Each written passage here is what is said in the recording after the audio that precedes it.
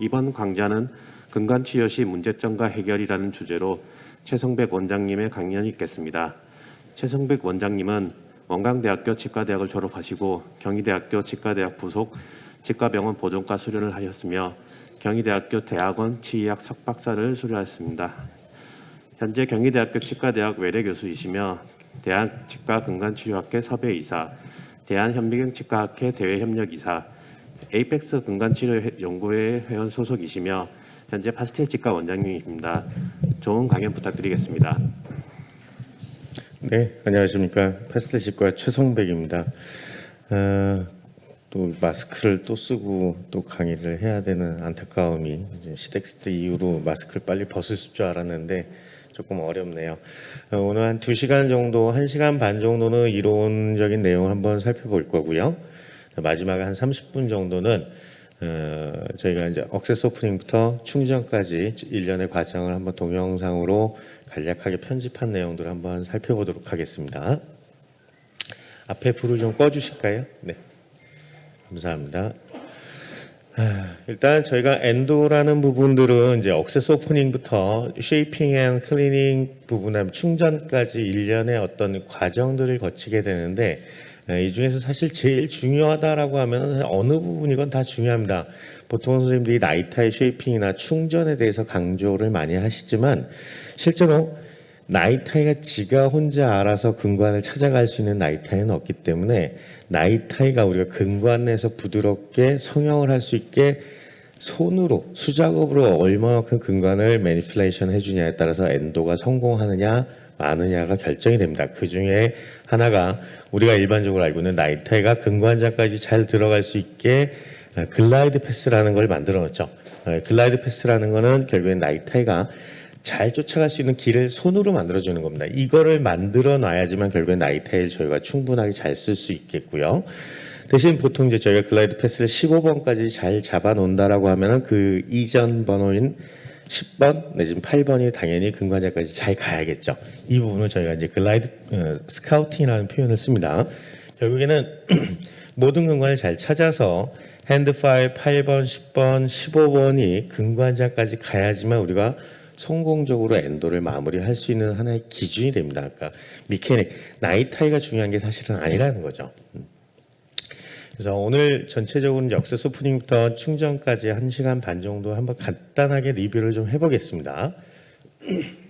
일단 저희가 엔도 엑스레이라고 하면은 기본적으로 지금 엑스레이 보시는 것처럼 컨택 포인트가 명확하게 보이고 교환면 자체가 전체적으로 좀 플랫하게 보여야지만 우리가 이 펄프 챔버 스페이스의 어떤 정보를 얻을 수가 있어요. 이 환자분 같은 경우에는 디스탈 리키지로 엔도를 들어갔겠고 이 안에 보시면 이제 펄프 스톤이 상당히 많이 있습니다. 이러면 엔도가 어렵겠구나라는 걸 판단을 하고 시작을 하셔야 되겠죠.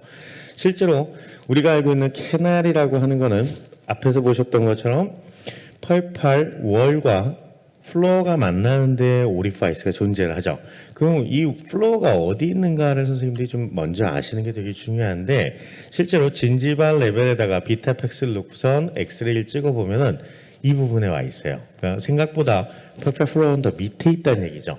그래서 선생님들이 억세스 오프닝을 파고 들어갔는데 꽤 판 것 같은데 이게 아직도 플로어가 안 나오네 할 때는 꼭 엑스레이를 찍어보시면은 아실 수 있겠지만 실제로 그거보다 상대 지금 파고 들어갔던 만큼을 진지바 쪽에다 대보시면 내가 더 파야 될 건지 고만 파도 될 건지는 어느 정도 구별을 하실 수가 있습니다.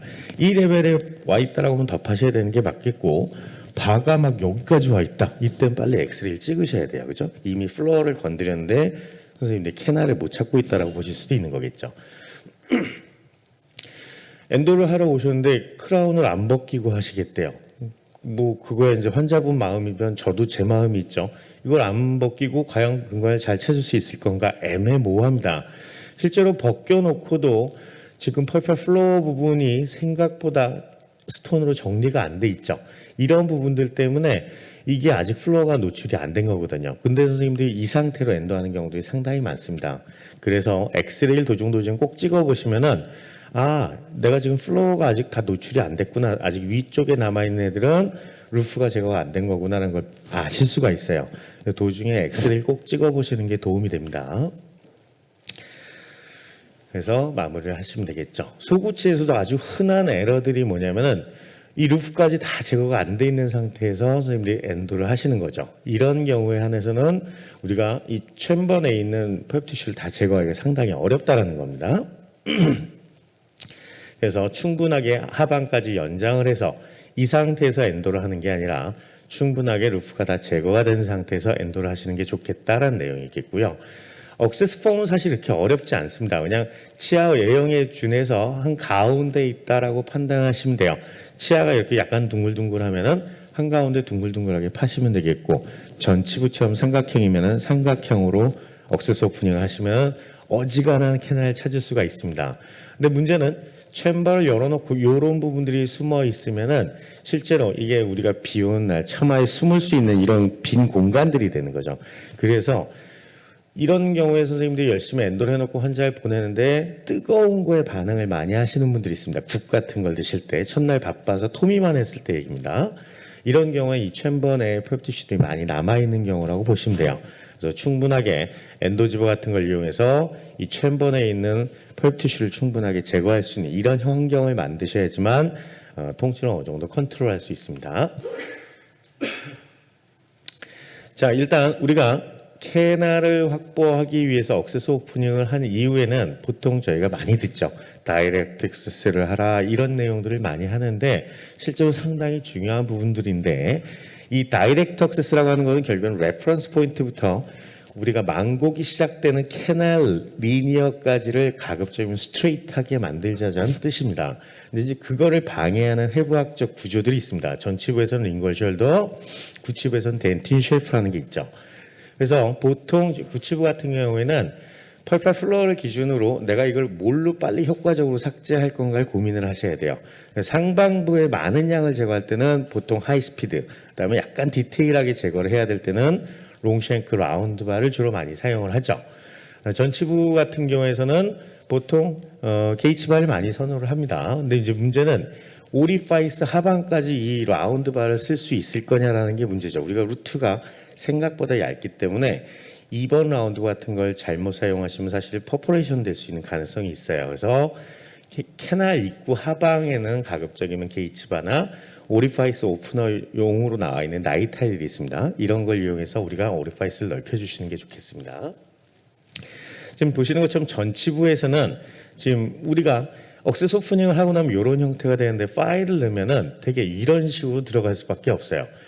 선생님들이 다 아시는 것처럼 우리가 보통 근관의 성형이라고 하면은 미케니컬하게 나이타이로 성형도 해야겠고 부족 부분을 NaOCl로도 녹여내는 케미칼도 필요한데 지금 이러한 억세스 오프닝 형태로서는 절대로 이 링구얼 사이드의 펄프 티슈나 네크로틱 박테리아 이런 애들 제거할 테크닉이 없죠. 그래서 저 링구얼 숄더라고 하는 부분들을 보통 이제 게이츠바를 이용해서 충분히 삭제를 해서 파일이 링걸 사이드도 터치가 될 수 있게 만들어 주시는 게 가장 중요한 부분들 중에 하나입니다.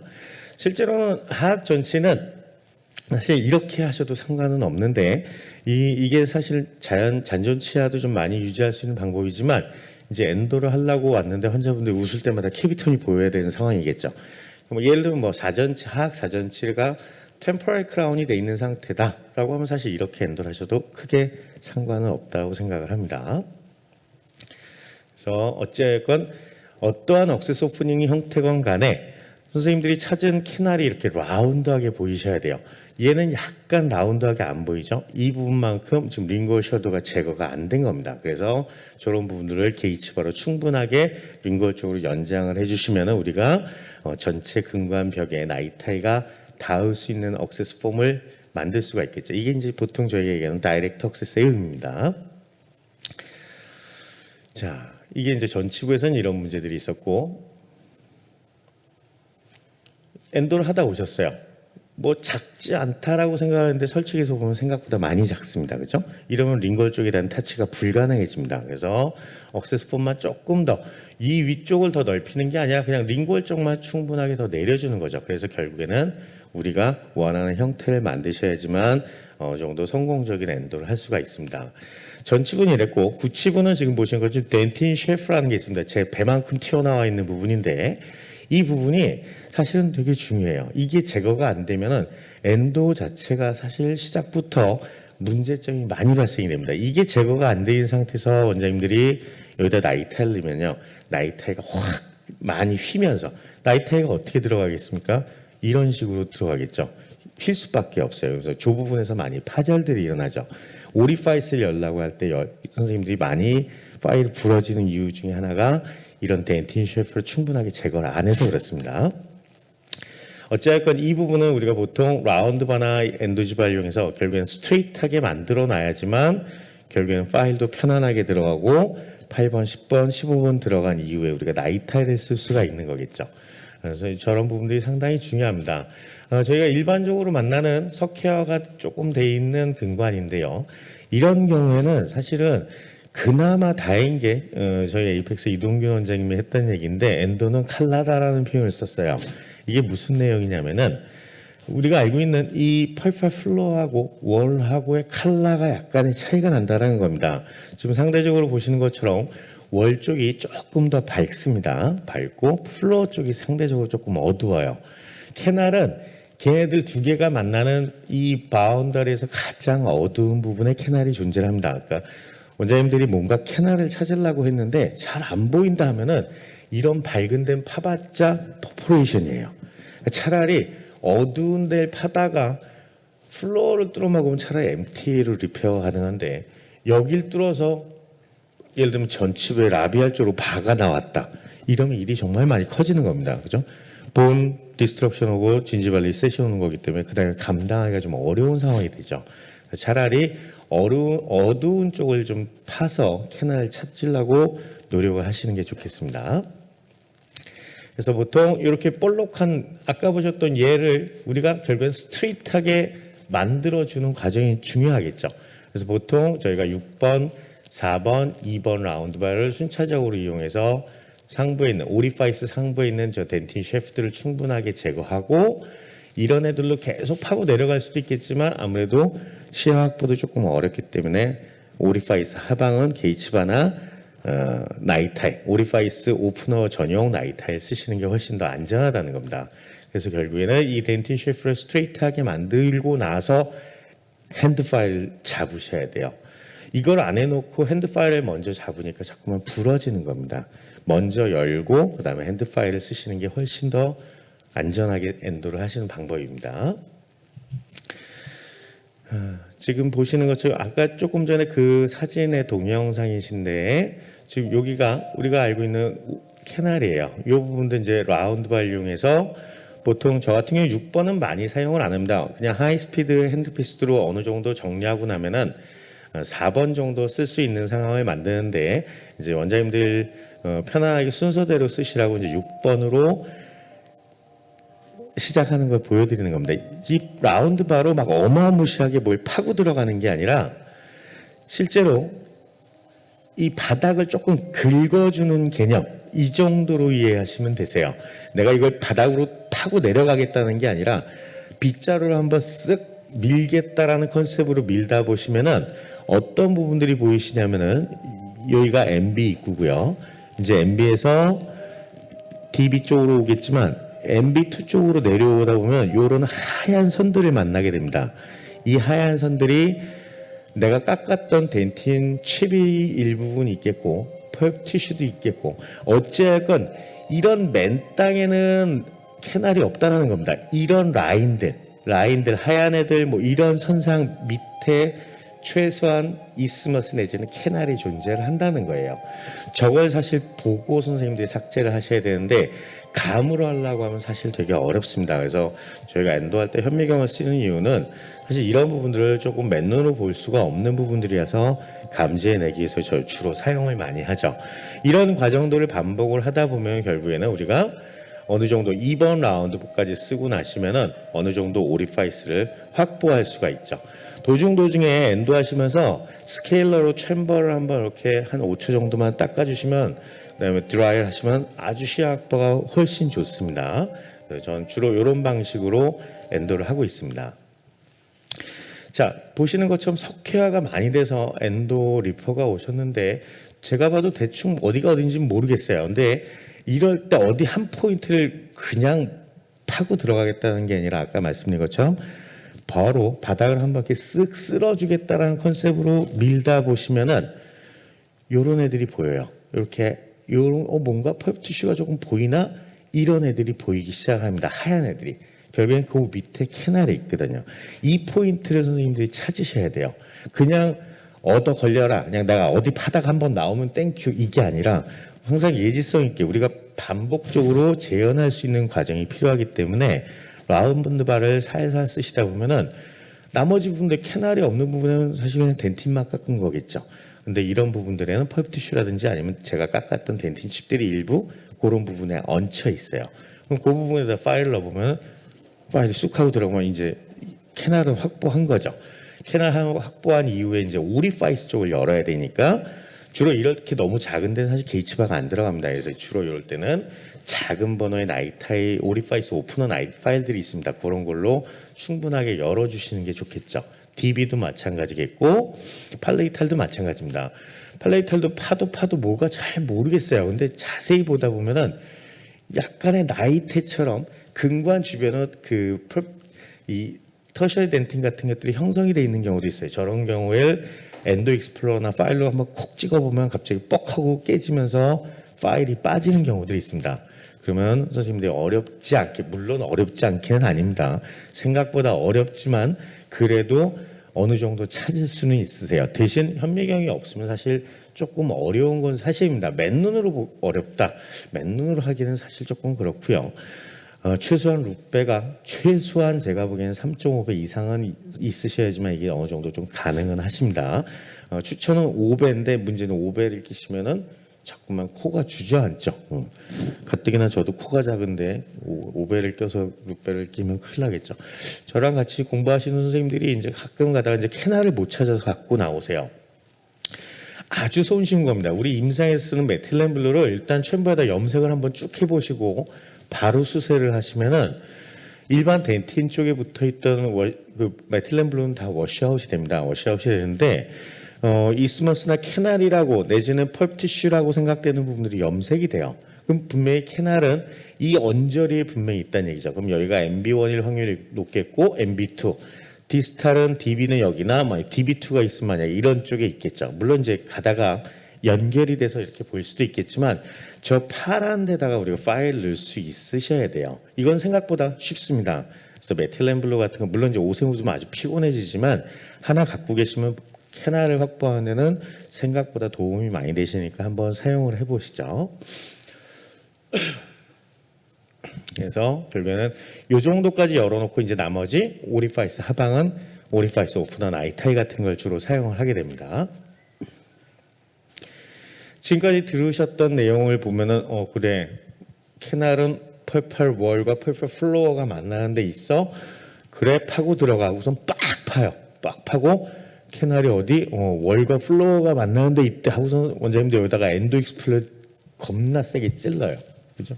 그러면은 우리 덴틴이라는 거 좀 패입니다. 엔도 익스플로러로 거기다가 또 선생님들이 운 좋게 10번 파일을 넣었더니 이게 딱 하고 물려. 대박이죠. 한 번만에 캐날을 찾으신 거예요, 선생님들이. 근데 찾은 게 아니라 캐날을 좀 만들고 계시는 거예요. 이런 경우가 상당히 많다라는 겁니다. 선생님들이 엔도 익스플로러는 사실 펄프 스톤 같은 거 이거 살짝 걷어낼 때 쓰는 거지 내가 오늘 여기를 뚫어서 저걸 캐날을 만들겠다 이러려고 쓰는 게 아니기 때문에 병원에 엔도 익스플로러가 찌그러져 있으면 약간 고민을 좀 하셔야 돼요. 내가 지금 하고 있는 엔도가 잘하고 있는 건가 이런 고민을 좀 하셔야 됩니다. 그래서 보통 이제 치주과 영역에서 프루빙 할 때 과거에는 워킹 프루빙, 요즘 뭐 러닝 프루빙이라는 용어를 쓰지만 선생님들이 어느 정도 억세스 오프닝을 해놓고는 사실 8번이나 10번 파일로 여기저기 좀 찔러 보셔야 돼요. 이 바닥을 플랫하게 해놓으면 선생님이 구별이 안 되기 때문에 이미 오리파이스가 오픈이 돼 있는데 그걸 감지를 못하는 경우들이 있습니다. 그래서 주변에 갑자기 파일이 쑥 빠지는 데가 있는지 없는지 꼭 확인을 하시는 게 중요합니다. 그래서 결국에는 우리가 원하는 건 이런 다이렉트 억세스를 만들어 놔야지만 쉽게 엔도를 할 수 있고 주로 이제 보통 롱쉔크 바를 많이 씁니다. 롱쉔크 바를 쓰는데 전치부 같은 경우 이런 애도 안 들어가는 경우들이 있어요. 그래서 뮬러바라든지 LN 내기 긴 애도 있습니다. 이런 바들을 하나 정도 갖고 계시면 좋겠고요. 저 같은 경우에는 그 코메트에서 나오는 엔도 트레이서 같은 제품을 상당히 좋아해요. 이게 바 사이즈가 거의 뭐 2분의 1, 1번 막 이런 사이즈예요. 그러니까 되게 작죠. 작은데 어쨌든 현미경을 볼 수 있기 때문에 저는 울트라소닉을 선호하는 경우도 있고요. 석회가 좀 심하면 울트라소닉을 많이 쓰고 그냥 그 덴틴 셰프를 좀 깊게 좀 제거를 해야겠다 할 때는 이런 엔도 트레이서 같은 애들을 많이 사용을 합니다. 이렇게 번호가 돼 있죠. 6, 8, 10, 12 이렇게 이제 사이즈가 돼 있겠죠. 어찌하였건 우리가 이 덴틴 셰프를 스트레이트하게 만드는 게 정말로 중요하고요. 그래서 아까 말씀드린 것처럼 이 펄펄 플로어 레벨에서는 우리가 라운드 바나 하이 스피드 바로 빨리빨리 제거를 하는 게 주 목적이겠고 게이츠 바를 이용해서 그 오리파이스 하방은 보통 게이츠 바 3번이 오리파이스에 잠길 정도만 쓰시면 충분합니다. 엔도 하실 때 4번, 5번, 6번 이런 거 안 쓰셔도 됩니다. 왜냐하면 잘못 쓰시면 오히려 치질도 약해지지만 퍼포레이션의 위험성이 훨씬 더 높기 때문에 가급적이면 안 쓰시는 게 좋습니다. 그래서 다이렉트 액세스라는 게 중요하고 아까 말씀드린 것처럼 오리파이스를 여는데 제가 최근에 많이 쓰는 것 중에 하나가 이게 제일 작은 애예요. 오리파이스 오프너 중에 덴츠 플라이 시로나에서 나오는 그 트루나토미라는 제품 신제품인데 그 중에 이제 오리파이스 모디파이어라는 게 있습니다. 2208짜리가 있어서 요건 아주 작은 경우에 주로 많이 쓰고 일반적인 경우에는 이제 마이크로메가에서 나와 있는 이제 원플레어라는 애를 주로 많이 씁니다. 얘는 25의 공구 테이퍼예요. 그래서 주로 이런 애를 많이 이용하고 MB2처럼 좀 작으면 아까 보셨던 그런 오리파이스 모디파이어 이런 걸 쓰고 컨벤셔널한 MBDB 팔레이탈 같은 경우에는 이제 원플레어 같은 걸 주로 많이 사용을 하죠. 그래서 얘 같은 경우에 이제 날이 한 12mm에서 13mm 정도 되는데 그 날이 딱 레퍼런스 포인트에 잠길 정도 쓰시면은 우리가 원하는 코로나 서드에 대한 성형을 어느 정도 충분하게 할 수 있습니다. 생각보다 잘 만든 파일인 것 같습니다. 물론 과거에 전통적으로 저희가 게이츠바를 많이 썼죠. 게이츠바도 1, 2, 3번 순으로 쓰셔도 상관없겠고 3, 2, 1 순으로 쓰셔도 상관없으세요. 게이츠바를 저희가 선호하는 이유 중에 하나는 부러져도 빼기가 쉽다라는 거죠. 그죠? 이게 캐날에 콕 박혀도 우리 커브드 캘리 같은 걸로 딱 집으면 이걸 뺄 수가 있다라는 장점이 있기 때문에 사실 나이타이보다 게이츠바를 선호하는데 문제는 이제 선생님들이 게이츠바 패스를 잘못 쓰시면은 오리파이스 근처에 렛지를 만들고 엔도를 시작하세요. 이게 그냥 엔도 하기도 힘들어 죽겠는데 스스로 렛지를 만들고 엔도를 해요. 그러면 이제 하다가 짜증나면 이제 덮는 거죠. 그죠? 그래서 엔도가 조금 어려워지는 경우들이 간혹 생깁니다. 너무 두꺼운 게이츠바를 잘못 쓰시면 이제 예를 들면 보통 우리가 닭다리라고 하죠. 이런 상황이 돼버리면 사실 피곤해집니다. 아까 말씀했던 억세스 오프닝 내용이 지금 계속 되고 있는 건데 조금 어려운 애들이 상하 6번, 7번이에요. 얘들은 해부학적으로 치아도 조금 이상 야리꾸리하게 생겼고 보통 저희가 알고 있는 이 오블리크 리지를 넘어선 캐날이 없다라는 얘기가 있습니다. 그래서 실제로는 이 형태 안에서 되게 이제 근관을 찾으셔야 돼요. 보통 MB2 같은 경우에 한 2mm 정도 떨어져 평균적으로입니다. 평균적으로 2mm 정도 떨어져서 존재를 한다라고 돼 있고요. 실제로 생각보다 많습니다. 우리나라 서울대학교 병원 내원한 환자분들 기준으로 상하 6번에 70% 정도가 MB2, 7번에 30-40% 정도가 MB2가 있는 걸로 발표가 됐어요. 생각보다 많습니다. MB2가. 그래서 가급적이면 꼭 찾으려고 노력을 하셔야 되는데 이 MB2라는 게 뭐 사실 그렇게 꼭 뭐 특수한 장비를 써야지 매번 다 찾는 건 아니에요. 저희가 억세스 오프닝만 제대로 해서 그 덴틴 쉘프만 충분하게 컨트롤할 수 있으면은 사실은 한 85%를 찾을 수도 있죠. 물론 여기에는 약간의 현미경이라든지 이런 루페의 도움이 필요는 합니다. 어찌하였건 뭔가를 조금 이용하면 거의 80% 이상을 우리가 확보를 할 수 있는데 그게 싫은 거죠. 하기가 싫고 수가도 개판이고 막 이러다 보니까 다른 진료를 하고 싶고 그죠? 그래서 많이 포기를 하게 됩니다. 솔직하게. 근데 MB2가 우리나라만 이렇게 많은 게 아니라 실제로 막 유럽 쪽 가면요, 막 90 몇 프로가 나옵니다. 그냥 쉬운 말로 없는 치아가 거의 없다 이렇게 보시면 되죠. 그러니까 엔도가 생각보다 좀 피곤해지기 시작을 하는 겁니다. 왜 MB2를 선생님들이 꼭 찾으셔야 되느냐면요. 물론 문헌에 따라 좀 달라요. 근데 MB1하고 MB2가 합쳐지는 퍼센트가 한 60% 정도예요. 이 얘기는 거꾸로 가면은 MB1하고 MB2가 독립중원에서 내려가는 경우가 40%라는 얘기입니다. 우리가 MB2를 안 찾으면은 그래 그냥 한번 넘어가자 하지만 세균은 야 선생님이 안 찾으면 나도 안 들어가도 되나? 이게 아니죠. 그냥 다 들어가는 거예요. 거기 들어가서 감염을 시킨단 말이에요. 그래서 꼭 엔도를 실패하게 되는 6번 치아들을 보면 MB2 미싱이 생각보다 많습니다. 그런 분들이 많으세요. 야, 난 지금까지 MB2 사실 한 번도 안 찾아봤는데 실패해 본 적이 없어. 그 환자는 원장님한테 다시 안 온 거예요. 실패할 확률이 높습니다. 생각보다 상당히 퍼센트가 많습니다. 하악 대구치도 뭐 그렇게 어렵지는 않습니다. 그냥 가운데다가 둥구스름하게 억세스 오프닝을 하시면은 무난하게 캐나를 찾을 수가 있죠. 이제 우리가 억세스 오프닝을 파고 내려가는데 사실은 바의 패스도 되게 중요해요. 실제로 아나토미는 이런 형태를 갖고 있는데 보통 저희가 치아의 장축대로 바가 밀고 들어가면 사실 이 서비칼 쪽에 대한 치질이 많이 약화가 되죠. 더구나 요즘처럼 지르코니아 프랩이 많은 시대에는 여기가 월이 너무 없으면은 선생님들 엔도 끝나고 코어 넣고 프랩했더니 코어가 나와. 이러면 이제 망한 거죠. 그죠? 월 자체가 너무 얇아졌다는 얘기죠.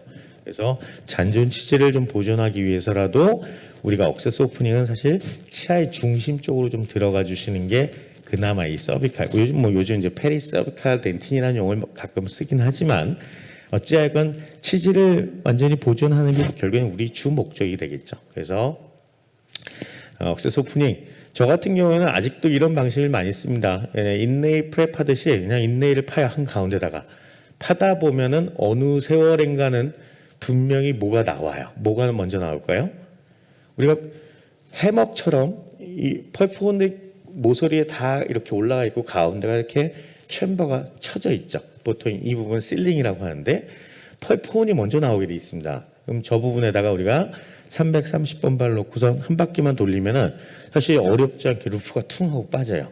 그러면은 우리가 펄프 플로어를 건드리지 않고도 얼마든지 캐나를 확보할 수가 있겠죠. 그 이후에 게이츠 파일 쓰시고 나서 오리파이스를 넓히면은 얼마든지 쉽게 우리가 엔도를 할 수 있습니다. 하나 중요한 것 중에 하나는 뭐냐면은 우리가 보통 이런 이제 몇 가지 논문들이 있는데 이 교합 평면하고 이 펄펄 플로어까지의 거리가 어느 정도 되는가, 그다음에 그 펄펄 플로어에서 루프까지 거리는 어느 정도 되는가. 결국에는 여기서 여기까지 거리가 되게 중요하겠죠. 이 부분까지가 평균적으로 한 6.5mm 정도 됩니다. 그다음에 여기가 1.5에서 2mm니까 대략 한 8mm 전후가 돼요. 교환면에서. 그죠? 근데 우리가 보통 엔도 하려고 하면 1mm 정도 교환면을 삭제하시지 않습니까? 그래서 내가 보통 레퍼런스 포인트부터 플로어까지 한 7mm 정도 되는구나 라는 걸 선생님들이 알고 계시면은 내가 팔라고 하는 바에 보통 다이아몬드가 박혀 있잖아요. 그 길이를 재보시면 알겠죠.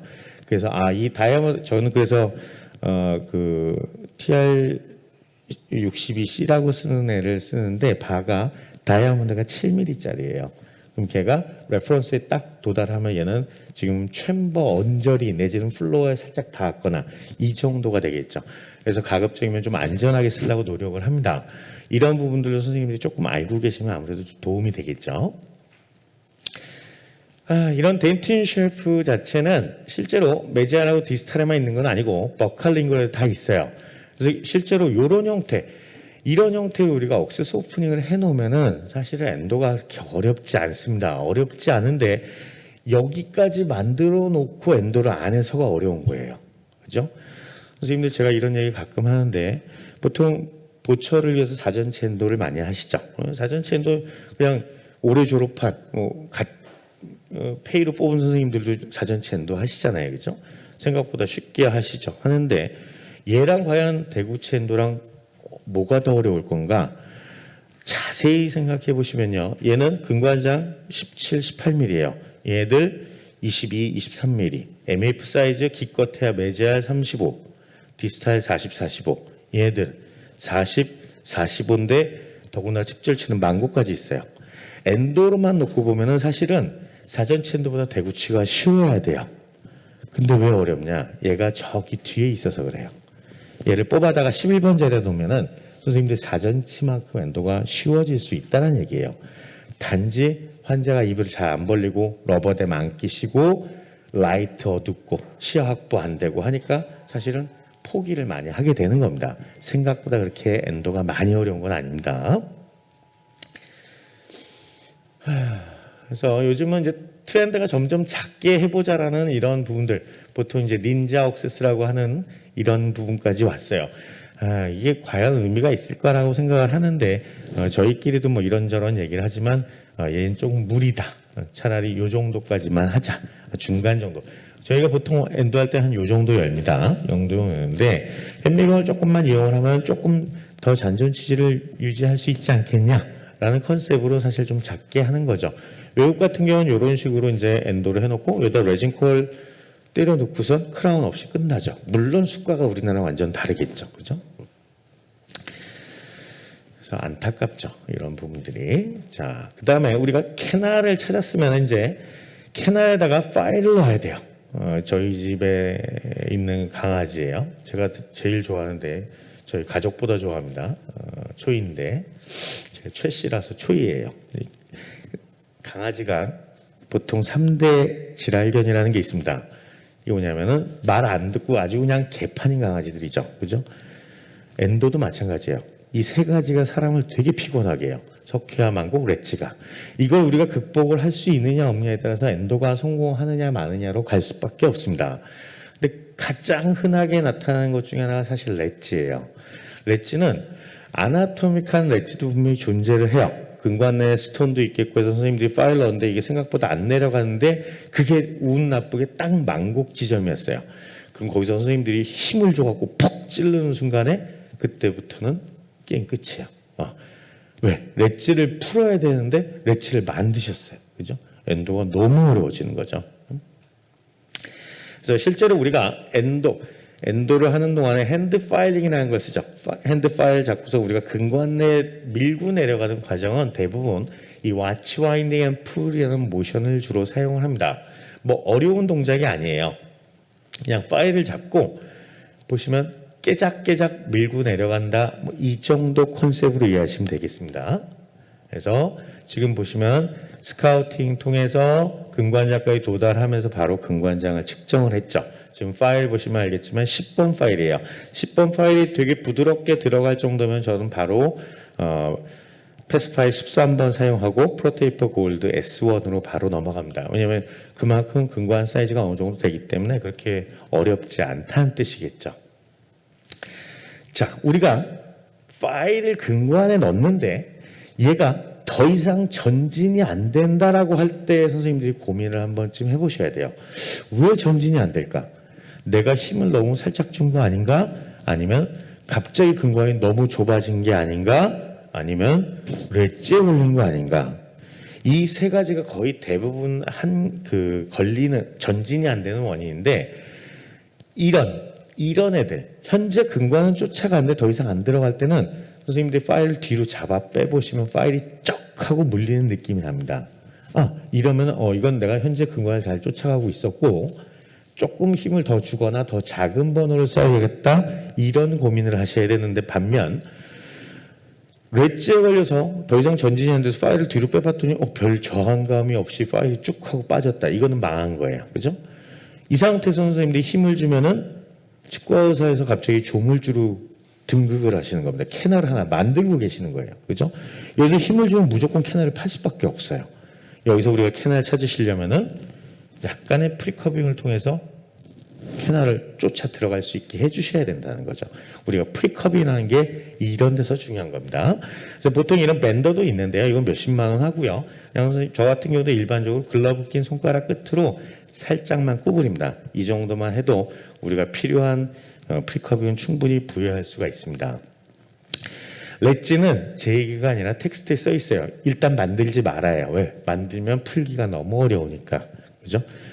very difficult or impossible이라는 용어가 나옵니다. 패스웨이에.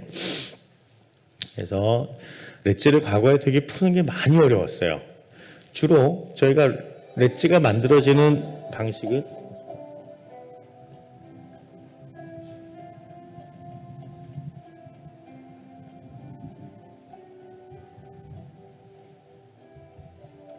이쪽으로 연동을 안 해주셨군요. 스피커를. 지금 여기서는 안 나오시는 거죠? 소리가? 네. 자, 지금 보시는 것처럼 보통 렛지는 만곡이 시작되는 부분에 주로 선생님들이 푹 하고 찔르면서 만들죠.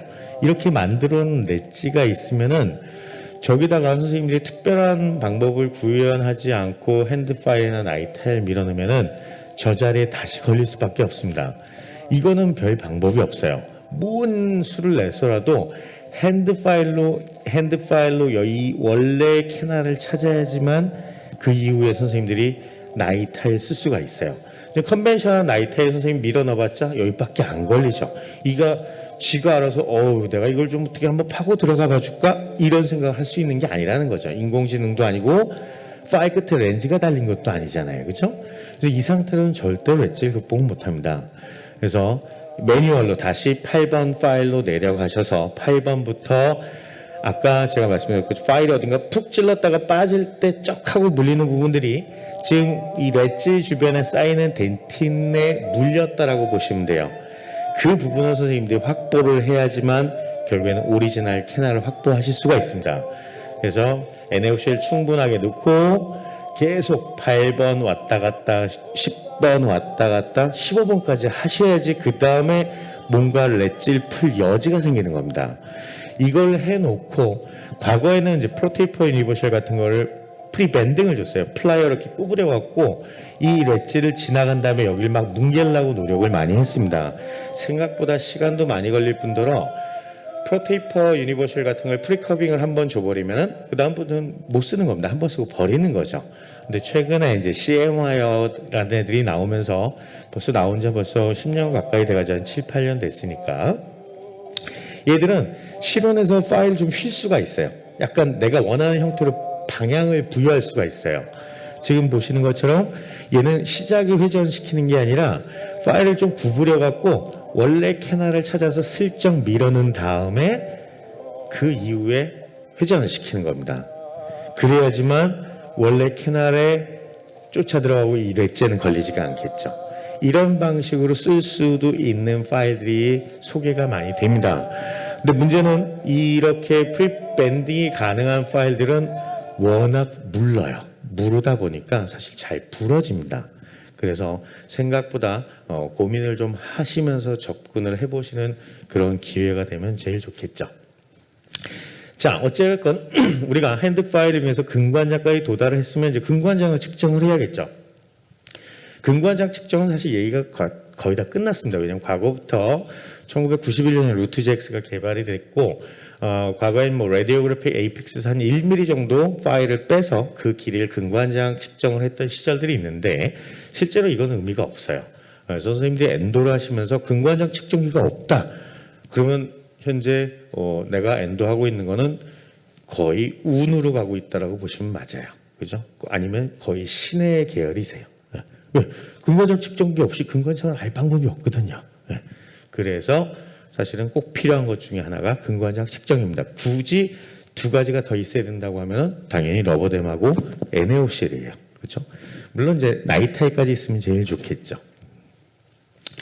그래서 근관장 측정기는 종류가 무지하게 많습니다. 저는 주로 과거에는 초창기에도 저도 이제 루트제엑스가 있었는데 걔가 망가지기 시작하면서 이제 빙고 프로하고 픽시를 주로 메인으로 많이 사용을 하고 있고요. 둘 다 상당히 잘 맞습니다. 한번 떨어지면 이제 가격이 막 몇십만 원 하죠. 기판 교체하는데 한 50만 원인가 60만 원 줬던 것 같습니다. 이거는 이제 저희 에이펙스의 유기영 선생님이 사실은 회사마다 근관장 측정하는 매뉴얼이 다 조금씩 차이가 있습니다. 근데 다 일률적으로 내가 맨 처음에 쓰셨던 루트GX 기준으로 똑같이 쓰시거든요. 그렇지 않습니다. 그 기준값들이 조금씩 다르기 때문에 선생님들이 이런 건 덴포토 찾아보시면은 유기영 선생님 이름으로 이렇게 표 비교하는 방법이 나와 있어요. 이런 기준값들이 다 조금씩 다릅니다. 그래서 꼭 그런 걸 참고하시면 좋겠고 제일 좋은 건 매뉴얼을 찾아보시는 게 제일 좋겠죠. 자, 사실은 이 별거 아닌 러버 스탑이 우리가 하고 계신 엔도의 가장 중요한 기구라고 할까요? 재료라고 할까요? 얘가 근관장을 아주 리지드하게 잡아주지 못하면 엔도 할 때마다 길이가 바뀌는 거죠. 쉬운 말로 내가 엔도를 제 손이 러버 스탑이에요. 여기서 탁탁 오면은 여기서 스탑을 해줘야 되는데 얘가 파일을 제대로 못 잡아주면은 얘는 족족 파일이 점점 내려가 준다는 거죠. 그래서 러버 스탑이 상당히 중요해요. 왜 갑자기 제가 나왔을까요? 그래서 이런 러버 스탑은 오토클랩을 많이 갖다 보면 좀 변색이 됩니다. 그러니까 많이 느슨해지죠. 그래서 실제로 조금 느슨하다 싶으면 2개 이상을 꼭 껴서라도 선생님들이 항상 근관장을 유지하시는 게 가장 중요합니다. 그다음에 아까 말씀드렸던 것처럼 나이 타이가 안 부러지고 원래 근관을 잘 쫓아가기 위해서 꼭 선행돼야 되는 것 중에 하나가 글라이드 패스라고 말씀을 드렸어요. 이 글라이드 패스 사실 선생님들이 많이 무시하십니다. 무시하시는데 이걸 무시하면 사실 나이 타이가 지가 알아서 근관을 쫓아가지 않는다라고 했죠. 그래서 지금 이제 글라이드 패스라는 원래 용어는 이렇게 비행기가 부드럽게 착륙하는 이런 일련의 과정을 얘기하는 건데 근관 내에도 분명히 irregularity가 있어요. purpose turn도 있고 아나토미컬한 렛지, 뭐 선생님들이 만든 렛지, 그다음에 뭐 오래된 펄프 티슈 이런 애들이 있어요. 그래서 내가 파일을 넣을 때마다 매번 에이피칼 컨스트럭션까지 부드럽게 가주지를 않는다라는 거죠. 그래서 우리가 근관의 어떤 지저분하고 뭐 막혀 있는 부분 중에 하나를 한쪽에다 길을 만들어 주는 겁니다. 왜? 나이 타이가 쫓아 들어갈 수 있게. 이걸 우리가 글라이드 패스라고 하고 보통 15번까지는 만들어 두는 걸 추천을 합니다. 아주 쉽게 말씀드리면 볼링의 거터를 얘기하는 겁니다. 이 고랑을 하나 만들어주면은 공이 여기 떨어지면 웬만해서 안 튀어 올라오죠. 나이테도 이런 고랑을 하나 만들어주면 저기가 근관장이라는 얘기입니다. 이 고랑을 따라서 근관장까지 잘 가서 쉐이핑을 할 수 있는 형태를 부여해주는 겁니다.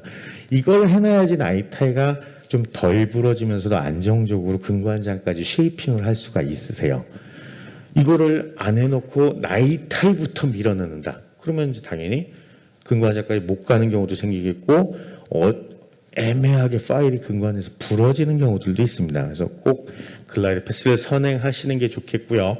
주로 대표적으로 덴치플라이 시로나에서 과거에 많이 나왔던 패스 파일, 그다음에 이제 저희 유저들 좀 편하게 쓰라고 하나로 이제 만들어 놓은 제품들도 있고요.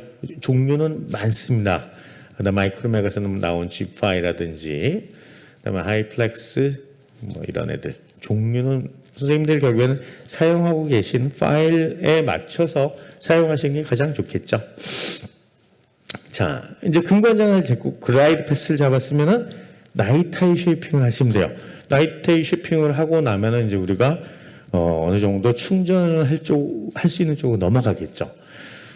문제는 제가 이제 선생님들하고 같이 공부를 하면서 선생님들한테 이런 거를 한번 요청을 드려요. 선생님들 이제 IF, MAF라는 개념은 과거에 다 배우셨으니까 아시겠죠? 선생님들한테 선생님이 생각하는 IF라고 생각하는 파일을 근관장까지 넣고 그다음에 거기서 3단계를 키운 MAF 파일을 성형을 끝낸 다음에 근관장까지 넣은 상태에서 엑스레이를 찍은 거예요. 실제로 발치치하니까 지금 원장님들이 하고 계신 만약에 나이타이를 안 쓰고 계시다라고 하면은 사실 이 그림하고 크게 다르지 않습니다. 실제로 스테인리스 스틸 파일이 이 정도 되는 만곡을 잘 쫓아갈 수 있느냐? 그건 불가능한 얘기예요. 그렇죠? 저희가 파일이 부러지고 비용이 드는데도 불구하고 나이타이를 써야 되는 이유 중에 하나가 여기 있습니다. 스테인리스 스틸 파일로는 사실 이런 만곡을 절대로 쫓아갈 수가 없어요. 물론 플렉스 파일이나 플렉스 R 파일처럼 단면적인 삼각형인 파일을 이용해서 밸런스 포스를 쓰고 있다. 이러면 얘기가 좀 돼요. 근데 그게 아니라 내가 H 파일로 지금 현재 엔도를 하고 있다. 이거는 끼웠다 죽어놔도 이런 만곡을 쫓아갈 방법이 없습니다. 이게 못 쫓아가면 이 부분에 남아있는 오염을 제거할 방법이 없겠죠. 그럼 당연히 엔도가 또 페일이 됩니다. 지금 당장은 증상이 없더라도. 그렇죠? 그래서 저희가 파일 부러지는 이런 불편함, 그다음에 비용이 드는 불편함을 감수하고도 나이타이에 써야 되는 이유가 여기 있습니다. 제가 좋아하는 헨리형 부산대 학장님이시죠. 김현철 교수님이 몇 해 전에 나이타이를 한번 정리를 해주셨어요. 야, 나이타이는 이렇게 구별하면 딱 맞을 것 같아. 사실 1세대는 1988년부터 90년대까지 나와있던 파일들이에요. 파일이긴 한데 애들이 잘 깎지도 못하고 잘 부러져요. 그러니까 야, 잘 깎는 애들 좀 만들어봐 저보다 연배 있으신 원장님들은 대부분 다 들어보셨을 만한 파일들이에요. 대부분 초창기에 우리나라에 들어왔던 파일들. 얘들은 잘 깎는데 너무 어그레시브한 거예요. 막 캐날도 트랜스포테이션도 시키고 파일도 잘 부러지니까 이제 3세대부터는 뭘 하냐면 야 깎는 건 잘 깎으니까 우리 열 처리를 통해서 뭐 좀 금속을 바꿔보고 뭐고 좀 파일이 좀 덜 부러지고 원래 캐날을 좀 잘 쫓아가는 이런 방식을 찾아보자 해서 열도 가해보고 모션도 바꿔봅니다. 그다음에 다양한 뭐 표면 처리도 하고 여러 가지 방법도 있지만 그래도 아직까지 파일이 안 부러지는 나이타임은 없어요. 우스갯소리로 파일이 안 부러지면 회사가 운영이 될까요? 안 됩니다. 파일이 적절하게 부러져야지 새로 구매가 가능하겠죠. 이런 부분 물론 그걸 바라보고선 부러뜨리게 만들지는 않으시겠지만 어쨌든 안 부러지는 나이타임은 없다는 겁니다. 그래서 선생님들이 부러지기 전에 파일을 버리실 수 있는 포인트가 필요하세요. 그래야지만 선생님들이 그걸 캐날에 안 받고 쓰레기통에 버릴 수 있는 겁니다. 이 마스크가 아주 저를 오늘 죽일 수도 있겠는데요. 얼굴이 제가 워낙 크다 보니까 무슨 말을 하고 있는지 하나도 모르게 귀가 다 아프네요. 머리도 아프고. 자, 빨리 코로나가. 자, 어쨌든 나이타임은 다양한 구성 요소들이 있어요. 이런 이름들이 있는데 이걸 사실 저희가 다 알 필요는 없겠고 뭐 보통 선생님들이 아시는 것처럼 020406 테이퍼라는 부분, 그다음에 나사선이 한 바퀴 돌았을 때 거래 우리 저희가 피치라고 합니다. 그다음에 이 실제로 덴틴을 깎는 이 부분을 저희가 커팅 엣지라고 하는데 얘가 파일의 장축과 이루는 각도 뭐 사실 이런 게 뭐 중요하겠습니까? 이런 거 하나도 안 중요해요. 나이타임의 물성을 결정하는 건 사실 얘입니다. 단면적이 뚱뚱하면요 플렉서빌리티가 떨어지는 거죠. 망곡근과는 쫓아가는데 빨리 일어서려고 노력을 하겠죠. 그래서 망곡근과를 자꾸 트랜스포테이션 시킬 수 있어요. 자, 단면적이 간 애들은 플렉서빌리티가 좋겠죠. 아주 낭창거리고 잘 쫓아가는데 얘가 석회화 근간에 콱 물리면은 상대적으로 얘보다 더 잘 부러지겠죠. 그래서 사실은 나이타임 파일은 크게 선생님들 병원에 두 가지를 갖고 계셔야 돼요. 단면적이 좀 큰 애, 단면적이 좀 작은 애. 이렇게 갖고 계셔야지만 저희가 앱도가 조금 더 수월해진다는 겁니다. 그래서 실제로 우리가 쉐이핑하고 NaOC를 근관자까지 충분하게 보내고 많은 오염을 제거하기 위해서는 테이퍼가 큰 게 좋지만 망곡근관을 무시할 수는 없습니다. 그래서 AP가 트랜스포테이션을 최소화하기 위해서는 사실은 테이퍼를 조금 줄이는 거죠. 테이퍼를 줄여야지만 단면적을 좀 줄일 수가 있습니다. 그래서 선생님들이 주로 이제 왼쪽에 보시는 애들이 단면적이 좀 뚱뚱한 파일들이에요. 이런 애들은 가급적이면 좀 직선근관 이런 데 많이 사용을 하시면 되겠고 반대쪽 여기 단면적이 좀 가늘거나 CM와이어 같은 파일들은 MAP를 잡거나 근단부에 성형할 때 이럴 때 나눠서 쓰시는 게 가장 좋겠죠. 그래서 지금 말씀드렸던 내용이 이 내용이에요. 단면적이 크면은 분명히 덜 부러지는데 플렉서빌리티가 떨어지고 단면적이 좀 작으면은 낭창거리기는 하고 망곡을 잘 쫓아가는데 콱 물리면 잘 부러지고 이 두 가지 물성을 다 가진 파일은 사실 없다라는 거죠. 그래서 선생님들이 근관의 성상에 따라서 내가 어떤 파일을 골라 쓸 건지 결정을 하셔야 돼요. 대부분 파일들은 다 잘 깎습니다. 잘 깎고 이런 레디얼 랜드가 좀 있는 파일들이 과거에 좀 있었는데 사실 요즘에 크게 큰 의미는 없고 써본 바에 의하면 대충 물론 이제 회사에서 제공하는 데이터들을 기준으로 해서 써보면 이쪽 애들이 되게 뻑뻑해요. 단면적이 크다는 얘기입니다. 그래서 이런 애들은 직선 공간에 주로 메인으로 쓰시고 이런 애들은 마이너 캐날 내지는 망곡이 있는데 아니면 근단부 서드 이 정도 성형할 때 쓰시면은 그나마 좀 좋겠죠. 제가 주로 쓰는 건 이제 프로테이퍼 과거에는 프로테이퍼 유니버셜을 많이 썼는데 요즘은 이제 프로테이퍼 골드를 많이 씁니다. 골드 같은 경우에는 이제 뭐 이런 식으로 나와 있는 부분들이 있죠. 그래서 프로테이퍼 유니버셜입니다. 이게 S1 여기 S1, S2가 있고 F1부터 5까지 있고 얘들은 파일을 되게 잘 만들었어요. 그러니까 특정 파일한테 특정 지역을 선택적으로 삭제할 수 있게 형태를 만들어줬어요. 프로테이퍼 S1, S2 같은 애들은 여기가 글라이드 패스만 잘 쫓아갈 수 있게 번호가 좀 작습니다. S1이 18.5, S2가 20 정도가 돼요. 근데 보통 저희 글라이드 패스를 15번 정도를 잡아놓으니까 15번이 그냥 느슨할 정도면 18 정도는 되게 부드럽게 잘 쫓아갑니다. 대신 미들과 코로나 쪽을 좀 테이프를 빵빵 해준 거죠. 그래서 너희들은 여기만 먼저 왕창 넓혀. 그러면은 F 시리즈들이 위에는 굳이 얘들이 다 깎았으니까 안 깎아도 되겠죠? 여기다가 2007, 2508, 3009라는 테이퍼를 줘요. 그래서 니들은 여기만 잘 깎고 빨리 빠져나와. 그래서 MF를 끝내자 이런 컨셉으로 만들었죠. 그러니까 화해를 워낙 잘 만들어 놨다고 보시면 됩니다. 이런 그래프들 선생님들 가끔씩 보실 거예요. 저기 어디다 써먹으라고 저런 쓸데없는 걸 했나 했는데 이걸 90도를 틀어서 딱 데칼코마니를 치면은 이게 파일의 프론탈 뷰입니다. 파일 이렇게 장축으로 딱 잘랐을 때 S1의 테이퍼가 이렇게 팁 쪽은 이렇게 테이퍼가 돼 있고 코로나레나 미들이 좀 뚱뚱하다 이 컨셉이에요. 그래서 S2, F1, F2. 그래서 보통 저희가 미니멈 성형을 하는 거를 이제 외국의 유명하신 연자분들도 한 2508은 미니멈으로 이제 잡고 성형을 하죠. 근데 사실 25로 끝내기가 애매한 케이스들도 있어요. 예를 들면은 칠순 대신 어른은 2508로 성형을 끝내도 뭐라고 할 사람은 사실 없을 수도 있어요. 왜냐면 근거이 워낙 좁기 때문에. 그런데 한 12살, 13살쯤 된 애가 이제 근단이 막 완성이 됐는데 얘를 25로 끝낸다? 이건 조금 애매하다라는 겁니다. 그죠? 이럴 때는 우리가 MF를 좀 키워야 돼요. 그죠? 그래야지만 근관 내에 있는 오염을 제거하는데 2508 다음에 3008, 3508, 4008 이렇게 쓰면은 사실은 근단부의 테이퍼가 너무 커진다란 말이에요. 그죠? 그래서 저 같은 경우에는 MF는 키우되 테이퍼를 하나씩 좀 줄여줍니다.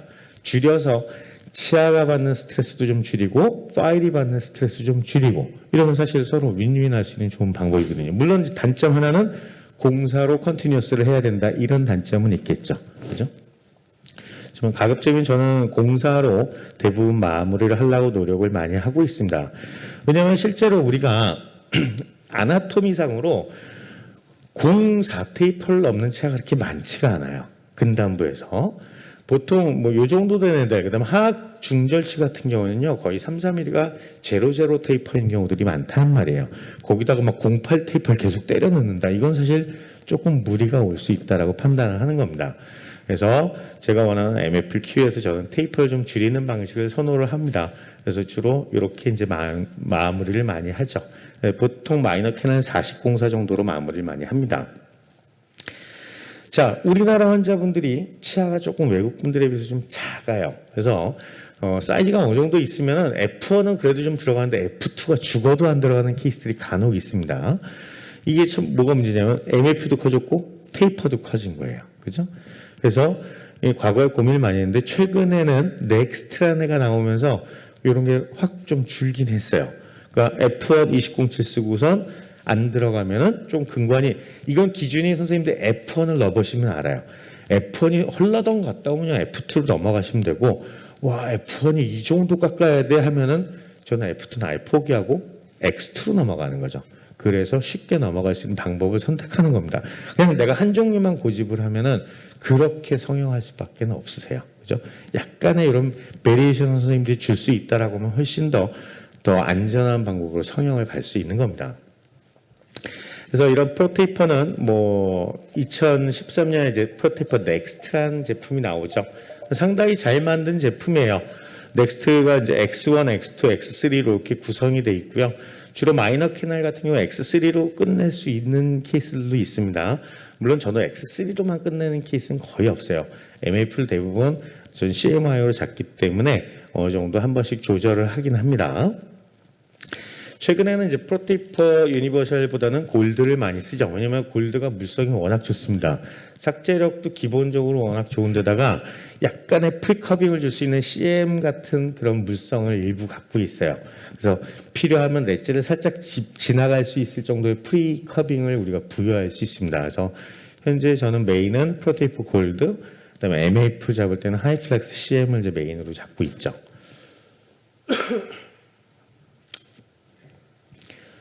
그다음에 원파일 같은 경우에는 사실 회사 차원에서 선생님들이 엔도 좀 쉽게 하기 위해서 한 파일의 개수를 좀 줄여놓은 겁니다. 실제로 저 같은 경우에는 8번부터 예를 들면 팔레이터 60번까지 대략 한 11개, 12개 파일을 쓴단 말이에요. 근데 회사 입장에서는 야, 좀 개수를 좀 줄여놓으면 선생님들이 좀 쉽지 않겠냐는 컨셉으로 만든 게 원 파일인 거죠. 쉬운 말로 기준을 줬어요. 댄치플라이 같은 경우는 10번 파일, 그다음 VW 같은 경우는 20번 파일을 근관자까지 넣어보는 거예요. 넣어봐서 파일이 요거는 아니고 파일이 근관자까지 잘 안 들어가요. 10번 파일이. 이건 되게 작은 근관이니까 21번이라는 스몰 파일로 그냥 성형하고 끝내자, 이 컨셉이에요. 그다음에 10번 파일이 근관자까지 쑥 들어가면 이건 적당한 사이즈네, 25번으로 끝내. 그다음에 10번이 쑥 들어가서 20번 넣어봤더니 얘도 쑥 들어가. 이건 되게 큰 거네, 40번으로 성형하자, 이 컨셉을 만든 거죠. VW는 이 기준이 20번 파일로 만들어서 25, 40, 50 이렇게 이제 세 가지가 있는 겁니다. 그래서 이렇게 구성이 돼 있겠고요. 그래서 원 파일 같은 경우가 이제 사실 과거에 웨이번이, 레시프록 이런 애들이 되게 많이 소개는 됐는데 너무 뻑뻑했어요. 솔직하게 말씀드리면 뻑뻑해서 저도 사실 손이 잘 안 가는데 얘들 이제 히트레이트 열 처리를 하면서 웨이번 골드 같은 경우에 이제 생각보다 많이 물성이 개선이 됐죠. 더군다나 이게 애매한 게 21, 25, 40 우리나라에 맞는 마이너 캐날에 맞는 번호가 별로 없었다는 거예요. 25로 하기 애매하고 40으로 끝내기 좀 크고, 근데 그 와중에 이제 골드로 넘어오면서 35번이라는 애가 하나 나타났어요. 그래서 이게 이제 우리나라 환자분들 마이너 캐날에 쓰기엔 좀 적절하겠다. 처음에 미디움이 들어가야 되는데 안 들어가면 점점 밑에 거 먼저 한번 쓰고 가시면 돼요. 한 번에 안 들어간다고 거기서 힘을 계속 주시면 그게 렛질 만들기 때문에 차라리 원래 쓰는 방식은 아니지만 선생님들이 근관작 측정하시고 마음 편하게 쓰려면 스몰 쓰고 프라이머 쓰고 미디움 쓰셔도 상관없다는 얘기입니다. 그 정도까지 가셔도 상관없는데 대개의 경우 이제 그건 캐날에 대한 게이징을 안 하셨을 때 어느 정도 게이징을 하면 내가 어떤 파일 써야 되는지 대충 감이 오시거든요. 15번 파일이 쑥 들어가는데 이걸 스몰 파일 쓰고 있으면 웃긴 거죠. 그죠? 그런 건 선생님들이 스스로 결정하시면 되세요. 그래서 원 파일도 반드시 S1 같은 경우로 코로나 플레어링, 아까 말씀드렸던 것처럼 미들하고 코로나를 왕창 넓혀놓으면 S1도 훨씬 쓰기가 수월해집니다. 그래서 이런 방식으로 쓰시면 좋겠고, 최근에는 열 처리된 파일들이 많이 나와요. 여러 가지 이유예요. 좀 부러지는 것도 좀 예방하고 플렉서빌리티 좀 늘리고 다양한 제품들이 나옵니다. 2007년부터 보통 이제 파일의 열 처리를 통해서 뭐 MIR라는 용어도 쓰고 R페이지라는 용어도 쓰고, 이건 이제 주로 이제 사이버랜드에서 나온 제품들이고, 이제 CMIR라는 애들이 나오기 시작했죠. 한 10년 됐죠. 그래서 대표적으로 우리나라는 지금 현재 하이플렉스 CM이 이제 존재를 하죠. 블루 같은 경우도 있겠고, 메시 블루, 골드. 이게 뭐 골드와 여러분 금을 넣는 게 아니라 내가 원하는 물성을 얻어내려고 열 처리를 했는데 그 물성이 나타난 그 지점에서 그 금속이 띈 컬러가 금색이냐 파란색이냐 이런 것 때문에 이름을 이제 이렇게 짓는 겁니다. 그다음에 뭐 다양한 파일들이 소개가 되고는 있어요. 뭐 그다음에 뭐 EDM 같은 파일도 있겠고, 그래서 결국에는 열 처리를 통해서 우리가 고온에서는 되게 뻑뻑한데 저온에서는 좀 파일이 부드럽게 변하는 그런 금속의 물성을 이용해서 주로 이런 중간 계열도 있겠고 완전 CM 계열도 있겠고 이런 다양한 파일들을 선생님들이 접하실 수가 있죠. 저희 에이펙스 이동균 원장님이 친절하게도 이렇게 다 동영상을 다 찍어보시고 이런 걸 써도 된다고 제가 허락까지 받았습니다. 저는 이런 재주는 없는 것 같아요. 이런 건 안 하고 싶어요. 힘들게. 하여간 물성은 무지하게 좋아졌어요. 파일들 자체가. 그래서 아까 말씀드렸던 것처럼 과연 내가 어떤 공간에 어떤 파일을 쓸 건가는 선생님들이 좀 정하셔야 돼요. 이런 직선 공간이에요. 이거를 우리가 뭐 부드럽고 뭐 이런 필요가 없겠죠. 그냥 일반적으로 선생님들이 많이 쓰시는 뭐 프로테이프 유니버셜 이런 거 쓰시면 되세요. 넥스트 쓰셔도 되겠고. 근데 석회화다 그러면 일단 단면적이 좁으면 잘 부러지겠죠. 그래서 단면적이 좀 넓은 애를 써야 돼요. 그리고 우리가 보통 한 번 성형하고 닦지는 않죠. 보통 두세 번 정도 성형을 하시고 덴틴 칩을 닦는데 석회화 근간은 파일이 물리는 양이 많을 거 아니에요. 그다음 깎는 양도 많고. 그래서 이렇게 지금 보시는 것처럼 한 번 깎고 데브리를 좀 제거하는 이런 걸 보통 싱글 스트로크 앤 클린이라는 용어를 쓰는데 그런 방식으로 쓰시는 것도 안전하고 좋습니다. 문제는 직선 근간은 사실 큰 문제가 아니에요. 얘네들이 문제예요. 망곡 근간. 망곡 근간은 뻣뻣한 파일보다는 약간의 열 처리를 줘서 좀 부드럽게 근간을 쫓아갈 수 있는 이런 파일들 써주시는 게 좋아요. 그래서 저 같은 경우는 주로 메인으로 골드를 많이 쓰고 문제는 얘예요. 망곡인데 석회화 어쩌라고, 그렇죠? 이런 경우는 어쩔 수 없이 프로테이프 골드를 가급적이면 싱글 스트로크를 이용해서 근간 장까지 가려고 노력을 합니다. 그 중간중간에 파일이 변형이 되는지 꼭 확인을 하셔야 돼요. 파일이 풀려 있는 걸 계속 쓰시면 금방 캐나에서 부러지겠죠. 그런 불편감들 꼭 선생님이 체크하셔야 됩니다. 그다음에 렛지가 심하면 골드로도 해결 안 되는 경우 있어요. 이럴 때는 하이플렉스 CN 같은 경우를 많이 사용을 합니다. 오히려 상대적으로 겉터포처 제거할 때는 이런 열 처리된 것보다 그냥 컨벤셔널한 프로테이프 유니버셜 같은 걸 쓰시는 게 훨씬 더 안전하게 겉터포처를 제거할 수 있어요. 그래서 주로 저는 이런 전체 시퀀스를 제 나름대로 갖고 이제 근간에 적용을 하려고 노력을 많이 하죠. 그래서 주로 MAF는 현재 하이플렉스 CM을 메인으로 쓰고 있겠고요. 번호가 좀 커진다라고 팔레이트랑 디스탈 내지는 리엔도가 의뢰가 왔어요. 이럴 때는 불가피하게 여기 보시는 것처럼 6002 아니면 5003 4504 이런 애들이 있습니다. 하이플렉스에 그런 걸 좀 이용하기도 하죠. EDM에. 그다음에 이건 뭐 최근에 소개됐던 이제 트루나토미 같은 제품들이에요. 억셋 오프닝을 조그맣게 해서 물론 저는 조그맣게 하는 걸 별로 안 좋아해요. 하지만 결국에는 이 파일을 만든 컨셉 자체는 결국에 서비칼 쪽에 있는 치질을 좀 많이 보존을 하자라는 컨셉이에요. 지금 아까 처음에 보셨던 오리파이스, 모디파이 같은 애들도 있죠. 그래서 이게 이제 프로테이퍼로 성형한 환자분, 이건 트루나토미로 성형 환자분의 어떤 이쪽 덴틴의 양을 보는 거죠. 그래서 잔존 치질을 좀 더 많이 남기면은 치아에게 좋지 않겠냐. 뭐 이건 당연한 컨셉입니다. 누가 뭐 많이 날리는 거 좋아하겠습니까? 적절하게 모든 캐나를 다 찾을 수 있다는 전제 조건 하에서는 잔존 치질을 많이 유지하는 게 더 좋겠죠.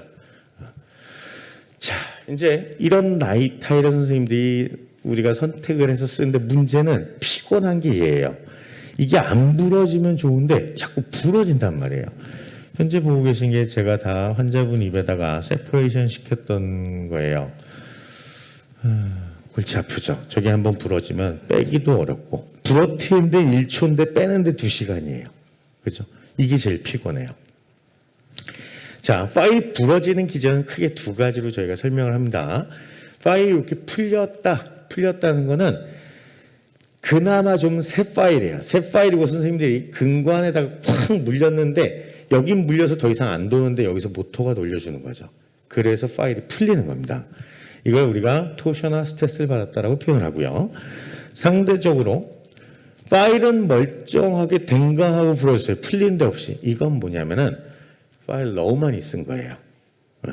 너무 많이 써서 저희 어릴 때 철사공예 할 때 니퍼 없어도 철사 이렇게 꿀락꿀락 하면 이게 툭 하고 끊어지는 거하고 똑같은 개념이라고 보시면 돼요.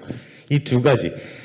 토셔널 스트레스하고 사이클릭 퍼티그라는 이 두 가지 기전에서 파일이 부러집니다. 어쨌든 부러져요. 파일은 부러지기 때문에 그럼 저희는 부러지기 전에 잘 버릴 수 있는 방법만 선택하시면 되는 거예요. 그래서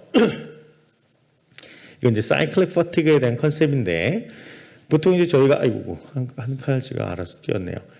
원래는 이렇게 스트레이트하게 존재를 하다가 이제 망곡 근관을 쫓아가면 이게 망곡의 안쪽은 약간의 인장력, 약간의 바깥쪽은 늘어지는, 이쪽은 압축력, 이쪽은 인장력을 받는데 대부분 이런 데서 이제 크랙들이 발생이 돼요. 근데 이게 계속 회전을 하죠. 회전을 하면서 점점 더 크랙이 커지는 거예요. 그래서 파일 빼봤더니 파일이 짧아. 이건 망한 거예요. 그죠? 파일이 짧아지면 일단 선생님들 등에서 한번 땀이 쫙 흐르죠. 그러면 조금 민망하신 분들은 귀나 얼굴이 빨개지고 제가 그런 스타일이에요. 저희 직원이 알아요. 제가 파일 세퍼레이션이 되면은 그 정도로 저도 예민합니다. 그래서 파일이 안 부러뜨려져야 되는데 어쩔 수가 없어요. 기본적으로 부러지기 때문에 좀 줄이셔야 돼요. 근데 문제는 RPM이 높고 토크가 셀수록 잘 부러질 수밖에 없습니다. 만곡이 심할수록. 그죠? 이건 당연한 내용이에요. 그래서 우리가 RPM을 낮추고 토크를 낮추려고 노력을 하는데 그러면은 억장이 무너지죠. 짜증나서. 그죠? 어느 세월에 그걸 갖고 앉아 있는 거죠. 그러다 보니까 선생님들이 힘을 주는 순간에 아차하고 끊어지는 거예요. 자, 일단 부러지면 별 방법 없습니다. 빼야죠. 일을 빼건 파일을 빼건 내 멘탈을 빼건 뭔가 또 빼내야 돼요. 그냥 둘 수는 없어요. 그죠? 그래서 코로나에서 부러지면 사실은 이게 잘 쳐다보시면 현맥이 없어도 보여요. 약간 반짝거리는 게. 걔 주변에다가 우리 프록시말, 인터프록시말 따는 다이아몬드가 있죠. 걔로 살살 반시계 방향이 아니라 일단 도랑을 파셔야 돼요. 치아하고 파일하고 사이에다가 공간을 만든 다음에 스케일러 아주 뾰족한 애로 반시계 방향으로 초음파를 치다 보면은 정말 운이 좋으면 한번 튀어나와줘요. 그러면 무슨 생각을 우와 대박 하고 또 새거 껴서 또 넣어서 또 부러뜨려요. 망하는 케이스예요. 그러니까 당일날 파일 부러지셨으면 그 환자는 좀 정리하시는 게 좋아요. 오늘은 그만. 간신히 하나 뺐는데 2개 박어. 이건 난리가 나는 겁니다. 그렇죠? 그래서 빼는 기구들은 과거부터 되게 다양해요. 뭐 최근에는 그 테라우치 키트라는 어떻게 생긴 게 있냐면은 교수형 옛날에 그 말도 안 되는 서구 영화를 보면 교수형 시키는 그런 올가미 같은 걸 만들어요. 그래서 요건 이제 스푼 형태고 요거예요. 여기다가 요걸 치아 안에다 넣어요. 그 파일에다가 딱 목을 걸어갖고 쭉 잡아 빼는 겁니다. 아주 잘 만드셨죠. 잘 만들었는데 하나가 20만 원 정도. 근데 이게 강하냐? 저걸 잡다가 저 올가미 이렇게 벌리려고 엔도 익스플로더가 끊어져요. 그럼 일단 하나 버리고 또 하나 해서 간신히 꺼내면 다행이고 얘도 파일을 빼다 끊어지는 경우도 있어요. 그러면 파일을 하나 빼려고 한 60만 원을 써야 되는 거예요. 환자한테 얼마 받죠? 파일 하나 빼면 4,800원쯤 받죠. 그렇죠? 이 말도 안 되는 이런 상황들이 벌어져서 앞으로는 파일을 세퍼레이션해서 의뢰를 하신 분한테는 저걸 사서 보내달라고 할까 지금 고민 중에 있습니다. 워낙 비싸거든요, 이게. 이런 식으로 잡아 빼는 겁니다. 의도는 되게 좋아요. 잘 만드셨고, 근데 너무 비싸죠. 이런 안타까움이 있습니다. 그래서 뭐 이건 파일 세퍼레이션 선생님들도 VIP 신도림 있으시죠? 꼭 잘해주려고 하면 꼭 망하는 케이스들이요. 제 친한 후배 와이프인데 어떻게 하다 보니까 생뚱맞게 S1이 땡하고 부러졌어요. 보시는 것처럼 여기 파일이 보여요. MB 쪽에. 사실 저 정도면 어느 정도 조금만 노력을 하면은 물론 여기서 조금만 노력이라고 하는 건 어마어마한 노력입니다. 현미경을 쳐다보고서 한 4번 만에 뺐던 걸로 기억이 나는데 한 30분씩 계속 해야 돼요. 환자는 계속 입을 벌리고 있고, 그죠? 그래서 NaOCl 넣고 쳐다보고 울트라소닉을 마냥 물 없이 쏠 수는 없어요. 왜냐하면 열이 너무 많이 발생되기 때문에 치아가 PD에 다 타버려요, 그죠? 그래서 저걸로 한번 하다 안 되면 이제 울트라소닉을 쳐야 돼요. 파일을 치는 게 아니라 파일하고 치질 중에서 치질 쪽을 치는 겁니다. 그래서 치아를 쳐서 자꾸 파일이 물려 있는 부분을 해소해 나가는 과정이에요. 그러다가 울트라소닉의 진동 한번 탁 받으면 애들이 툭 하고 튀어 올라오는 거죠. 이런 걸 기대하는 겁니다. 근데 말이 좋아서 저기를 버칼하고 링골 쪽을 열심히 판다지만 생각보다 손상이 없을 수는 없어요. 아무리 작은 울트라소닉 팁을 쓴다고 해도 이게 CPR 팁인데 CPR 팁도 어쨌든 사이즈가 있는 거죠. 그래서 계속 파는 거예요. 저는 뭐 따로 수행을 안 합니다. 뭐 저걸 뺄 때 거의 수행을 하는 것 같아요. 아주 멘탈도 나가고 무념무상으로 열심히 파일만 빼죠. 제발 오늘 좀 나와라 이런 생각으로 빼입니다. 별 생각 없죠. 그러다가 갑자기 한번 툭 하고 움직여주면 그때 이제 집중을 하는 거죠. 보시면은 어느 순간에 딱 치면은 갑자기 파일이 툭 하고 움직일 때가 있어요. 그죠? 그때부터 집중을 잘 하셔야 돼요. 왜냐면은 저걸 저렇게 해놨는데 잘못 파일이 파일에 탁 맞으면 얘가 더 밑으로 떨어져요. 그때 이제 개망하는 거죠. 그죠? 위에는 다 넓혀놨는데 파일이 더 빠져요. 밑으로. 이게 아주 날린 거죠. 지금 보신 게 3분짜리인데 저거 빼는데 3시간 걸려요. 그래서 선생님들 안 부러뜨리셔야 돼요. 부러뜨리면 누군가 빼주겠지 이런 생각하지 마세요. 빼놓으면 죽어납니다. 자, 제가 어딘가가 파일을 하나 숨겨놨어요. 제가 엔도를 하다가 F1을 MB에다가 쿡 박아놨죠. 당연히 이 정도면 현미경을 봐도 보이질 않아요. 제거가 안 됩니다. 패스가 안 나오기 때문에. 그래서 어쩔 수 없이 페이턴시는 확보한 상태에서 실러를 왕창 씁니다. 레디 오페시티가 좋은 걸 써야겠죠. 오페시티가 낮은 애를 쓰시면은 실러 버터퍼처 그다음에 파일이 딱 구별이 돼서 보여요. 그래서 오페시티가 가장 좋은 거는 저희가 알고 있는 H 쪽으로 들어가는 이런 제품들이에요. 저는 이제 H 플러스를 많이 쓰죠. 페이스 세퍼레이션이 됐을 경우에 한해서. 그래서 뭐가 있는지 모르게 저는 숨기는 편입니다. 물론 이제 환자한테 증상이 나타나면 이제 그때부터 머리가 아픈 거죠. 그죠? 잘 숨기고 기도를 해야 됩니다. 왜냐면 이 환자가 언제 아플지 모르는 거거든요. 파일 세퍼레이션인데 100% 성공할 수 있다라고 장담할 수 있는 선생님은 아무도 없어요. 그죠? 그래서 안 부러뜨리셔야 돼요. 안 부러뜨리시려면 어쨌든 카운팅을 해야 돼요. 저는 한 10년 전부터 이렇게 스펀지에다가 카운팅을 해요.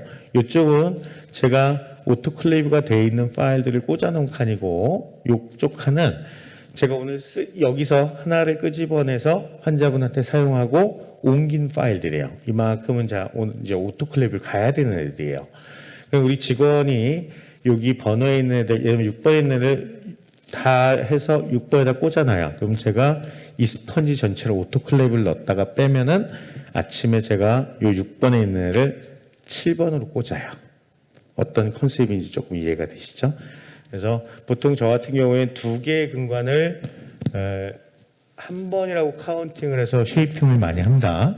예를 들면 6번에 있는 파일을 하나 끄집어내요. 그래서 상악 같은 경우에 제가 주로 첫날 DB랑 팔라이탈 쉐이핑 하는데 DB 팔라이탈 쉐이핑하고 나면 얘를 6번에 꽂아요. 그리고 멸균을 갔다 오면 7번에 꽂히겠죠. 하루 종일 대구치만 하면 20캐날일 텐데 저도 전치부도 있고 원캐날도 있으니까 평균 15개 캐날 정도를 쓰고선 버립니다. 이걸 버리실 수 있으셔야지만 선생님들이 환자분 입안에다가 묻고 나오는 횟수를 줄이실 수가 있어요. 내가 부러질 때까지 쓰겠다고 하면 언젠가 다 환자 입안에 가는 거죠. 그러면 되게 피곤해지겠죠. 그래서 잘 버리시는 게 정말 중요합니다.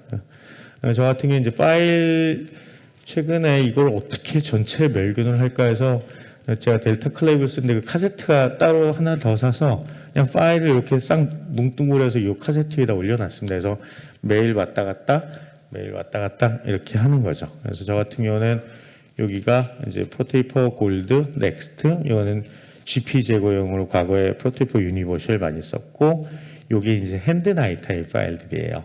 그다음에 여기가 패스 파일이나 트루나토미 이런 거 그게 요거고 여기 이제 주로 프로파일 내지는 하이플렉스 CM 이런 게 있고 요게 제가 오늘 사용할 파일들 꽂아 놓을 때 숏 25mm 롱 파일 이 정도로 구성을 해놨습니다. 자, 카운팅이 귀찮으신 분은 뭐라도 내가 몇 번 썼는지를 꼭 체크하셔야 돼요. 이런 파일들 이런 애들도 있어요. 내가 쉐이핑 하나 할 때마다 미리 파일을 하나씩 떼겠다 이런 컨셉도 있겠고 귀찮은 분 유성펜으로 표시하셔도 상관없습니다. 어쨌든 중요한 건 내가 몇 번 썼는지 꼭 아셔야 되는 거예요. 자, 이제 나이 타일을 쓰고 계시면 분명히 어디선가 F2부터 F2, F3, F4, F5 내지는 F2, X3, 3504, 4004, 4504, 5004, 6004 분명히 MF를 가다가 어디선가 스탑을 해야 돼요. 그죠? 모든 채널 다 60번으로 잡아줄 수는 없는 거죠. 그리고 모든 캐널 다 35로 잡을 수는 없는 거예요. 그래서 적절한 타이밍에 선생님들이 MF를 잡으셔야 되는데 그 기준은 어떻게 잡을 거냐? 사실은 명확하게 나와 있는 건 없어요. 2000년대 오면서 에비던스 덴티스트라는 용어들이 나오기 시작해요. 이게 뭐냐면 과거에 경험적으로 알던 지식들을 한번 다 정리를 하자. 우리 근거를 한번 대보자. 그래서 믿을만한 거면은 쫓아서 가보자라는 그런 시도들이 되죠. 그때 나온 것 중에 하나도 물론 엔도도 거기에 포함이 되고 과연 어느 정도 우리가 MF를 잡아야지만 적절하게 NaOC를 근다부까지 보낼 수 있고 많은 양의 세균을 죽일 수 있는가 이런 실험들이 많이 발생이 되죠. 해보니까 미니멈 40번이라는 사이즈가 나오는 거예요. 40번은 성형을 해야지만 우리가 NaOC를 근단부까지 잘 보낼 수 있구나 이런 거를 알기 시작을 하죠. 자, 그러면 40번이면 다 좋은데 그럼 과연 근단부가 어떻게 생겼을 거 아니에 대한 고민도 필요했던 시기들이 있어요. 2004년 DCNA라고 하는 저널에 이제 이런 타이틀로 나왔어요. 과연 우리가 성형을 어느 정도 하는 게 맞을 건가에 대해서 에이피칼 컨스트럭션의 형태에 대해서도 얘기를 해요. 야, 이렇게 동그란 애 좋아. 굿. 왜? 나이타도 동그랗고 커터포츠도 동그라니까 동그랗게 쉐이핑해서 동그랗게 필링을 하면 되죠. 그런데 모든 캐나다 다 이렇게는 안 생겼죠. 기껏해야 20-30%. 원 하나보다는 길지만 두 개보다 작은 애 오발 쉐입. 롱 오발, 플래트닝, 지멋대로 생긴 애 다양하다는 거예요. 그래서 이런 애들을 과연 그럼 어떻게 MF를 잡을 거냐에 대한 컨셉들을 고민을 합니다. 그래서 이렇게 생긴 애는 뭐 큰 문제가 아니에요. 자, 이런 애들. 야, 이만한 애들을 어떻게 다 이 안에 있는 오염원을 제거할까? 생각해 보니까 그래, 큰 원을 그리면 되지 뭐. 이만한 파일로 MF를 잡으면 돼. 라고 나온 컨셉이 라이트 스피드 익스트라 파일이에요. 걔들은 보통 사이즈가 뭐 마이너 캐날도 55, 60번 막 이렇게 넘어가죠. 크게 잡는단 말이에요. 그러면 너 이거 어떻게 잡을래? 이만한 걸로 잡으면 되겠지 뭐. 이만하게 잡고 났더니 오염원은 다 제거했는데 치아가 안 남아요. 에이펙스에. 그죠? 이러면 안 된다는 거예요. 그래서 고민들을 하기 시작합니다. 야, 이건 불가능하겠다. 그래서 나온 고민이 야, 우리 이걸 다 포함하는 거 말고 일단 장축은 포기하자. 단축이라도 좀 성형한 나이타이가 단축은 깎아서 얘를 서컴퍼렌셜 파일링을 시키면 되지 않겠냐라는 컨셉이 나와요. 그죠? 그래서 나온 컨셉들로 일단 장축은 포기하고 단축은 깎자예요. 짧은 쪽이라도 깎아야 되는데 그럼 짧은 쪽을 깎았는지 안 깎았는지 어떻게 하냐. 간접적으로 해보니까 근단부에 뭔가 덴틴 칩들이 묻어나오면 일단 긴 쪽은 몰라도 짧은 쪽은 좀 깎겠구나라는 판단을 저희가 하는 거죠. 그렇죠? 이게 어떻게 명문화된 건 아니에요. 실제로. 그래서 대부분 이 근단부 쪽에 덴틴 칩이 묻어나온 양상을 보고 얘로 마무리를 하거나 얘 다음 번 정도 예를 들면 이게 40번이었다면 45번을 저는 한번 넣어보죠. 그래서 45번이 되게 쉽게 들어가면 45번을 끝내고 잘 안 들어가면 그냥 40번으로 MF를 잡습니다. 이런 각자만의 어떤 기준들이 필요하겠죠. 자, 이제 MF 물론 도중에 우리가 이리게이션도 하고 뭐 여러 가지도 해야겠지만 사실은 미케니컬하게 많은 양을 제거하는 것도 정말 중요해요. 근데 더 중요한 거는 이런 퍼센트예요. 이게 무슨 퍼센트냐면은 재밌는 논문이에요. 열심히 근관을 성형을 했어요. 대구치를 마이너 캐럴 40번, 플레이탈 45번까지 성형을 했는데도 불구하고 근단부에서 나중에 계산을 해보니까 MF를 40번까지 잡았는데도 불구하고 나이타이하고 근관벽하고 타치가 안 된 면적이 40%가 다 넘다는 얘기예요. 제가 지금 셀라인 넣고 나이타이로 MF를 40번 잡아도 타치가 안 된 퍼센트가 40%가 넘는다는 얘기예요. 그렇죠? 그러면 거기 있는 네크로틱 펄티슈 박테리아는 어떻게 제거하나요? 그냥 두나요? 두면 또 실패하겠죠. 그래서 우리가 NaOC를 쓰는 겁니다. 남아있는 애를 녹이기 위해서. 보통 이제 메이퍼락이라는 용어를 많이 쓰는데 이게 뭐냐면 근관이 진공 상태가 아니에요. 우리가 선생님들이 NaOC를 오리파이스에 놓고서 막 대충 쏘면 이게 막 근단부까지 쩌슷하게 딱 가서 막 거기 있는 오염을 다 녹여주면 참 좋겠지만 실제로 그렇지 않아요. 근관에는 이런 에어트랩이 존재를 합니다. 에어트랩이 원래도 존재하지만 NaOC를 펄티슈 같은 걸 녹이면은 암모니아하고 CO2가 발생이 돼요. 이런 애들이 자꾸만 쌓이고 하면서 이런 베이퍼층을 유지를 한단 말이에요. 저게 유지가 되면은 NaOC이 이쪽에 있는 세균하고 펄티슈를 녹일 방법이 없어요. 그래서 저희가 요즘 고민하는 것 중에 하나, 물론 제가 고민하는 게 아니죠. 회사들이 고민을 많이 해야겠죠. 학자분들하고 이 베이퍼락을 어떻게 하면 깰 거냐라는 거에 대한 고민을 많이 합니다. 그래서 사실 최근 엔도 트렌드가 소닉이나 울트라소닉 쪽으로 많이 발전되는 이유 중에 하나는 이런 베이퍼락을 좀 깰 수 있음, 이런 에어 트랩을 좀 깨는 방법이 있을까 없을까 고민을 하는 거죠. 결론부터 말씀은 엔도백이라는 제품을 제외하고는 100% 깨기는 사실 조금 어렵습니다. 하여간 선생님들이 우리가 챔버에다가 NaOC를 넣고선 파일링을 막 하면은 파일을 쫓아서 NaOC를 근담까지 가질 것 같지만 실제로 안 그래요. 이 베이퍼락 공간, 에어트랙 공간에 파일이 들어가서 차지하는 부피만큼 NaOC는 위로 올라오게 돼 있어요. 이게 기본적인 구조예요. 그래서 선생님들이 챔버에다가 NaOC를 넣고 열심히 엔도한다고 해서 걔네들이 근담부까지 가지를 않는다라는 겁니다. 그래서 NaOC를 근담부까지 보내는 게 정말 중요해요. 더 중요한 거 파일이 아니다. 이리게이션 니들이 근관에 물린 상태에서 선생님이 NaOC를 쏘면 어떻게 되죠? 어쩌다 한번 뭐 주변의 후배들이나 이런 분들 통해서 경험이 있으실 거예요. 갑자기 확 붓거나 어마어마한 고통이 옵니다. 그래서 가급적이면 선생님들 조금 안전하게 쓰시려고 하면은 30게이지 사이드 벤트 니들이 제일 좋은데 너무 비싸요. 그죠? 그래서 저 같은 경우는 30게이지 그냥 베벨드 니들을 사용합니다. 그냥 어디 G마켓 이런 데도 다 팔아요. 그런 니들 만드는 회사 제품들인데. 그래서 보통 30게이지를 쓰면은 저희가 MF를 40번 정도를 잡으면은 약간의 프리커빙을 주면 근담부까지 NaOC를 충분하게 잘 보낼 수가 있어요. 그래서 어쨌든 근담부까지 NaOC를 보내는 게 우리 주 목적이기 때문에 안전하게 쓰셔야 돼요. 또 따뜻하게 데워 쓰시면 훨씬 더 효과가 좋습니다. 이거는 실제로 CCA 같은 데서 차가운 애랑 따뜻한 NaOC를 이렇게 녹여보면 선생님 펄프티슈가 녹는 속도가 확 차이가 나는 걸 볼 수가 있으세요. 저 같은 경우 한 60도 정도를 데폈습니다. 이런 데다 넣어서 60도까지 올려놓으면은 여기다 넣은 시린지 온도를 재보면 한 55도 정도 돼요. 물론 이제 꺼내자마자 쭉 하고 식기는 하겠지만 어쨌든 실온보다는 훨씬 따뜻하게 쓸 수 있는 장점이 있습니다. 근데 중요한 건 우리가 그러면 NaOC를 이 근관에 넣어놓으면 지가 알아서 다 녹일 거냐는 거예요. 펄프티슈를. 가만히 넣어주면 야 녹이러 가자 이게 아니라는 거예요. 어찌하건 나이타이가 긁은 데를 제외한 나머지 부분에 남아있는 펄프티슈하고 네코티브 티슈는 박테리아는 잘 제거가 안 돼요. 그래서 나온 컨셉들이 야 NaOC를 좀 흔들어 주자요. 흔들어서 여기저기로 막 소용돌이도 일으키고 그래서 조금 액티브하게 남아있는 펄프티슈를 제거해보자가 사실은 소닉과 울트라소닉이 개발된 어떤 역사들이죠. 물론 이것도 컨트로버시한 부분이 있습니다. 뭐 아주 그냥 근거 쪽으로 들어가기 시작해서 이걸 썼던 군하고 안 썼던 군하고 성공률의 차이가 있다 없다 이런 논문들도 나오기 시작을 해요.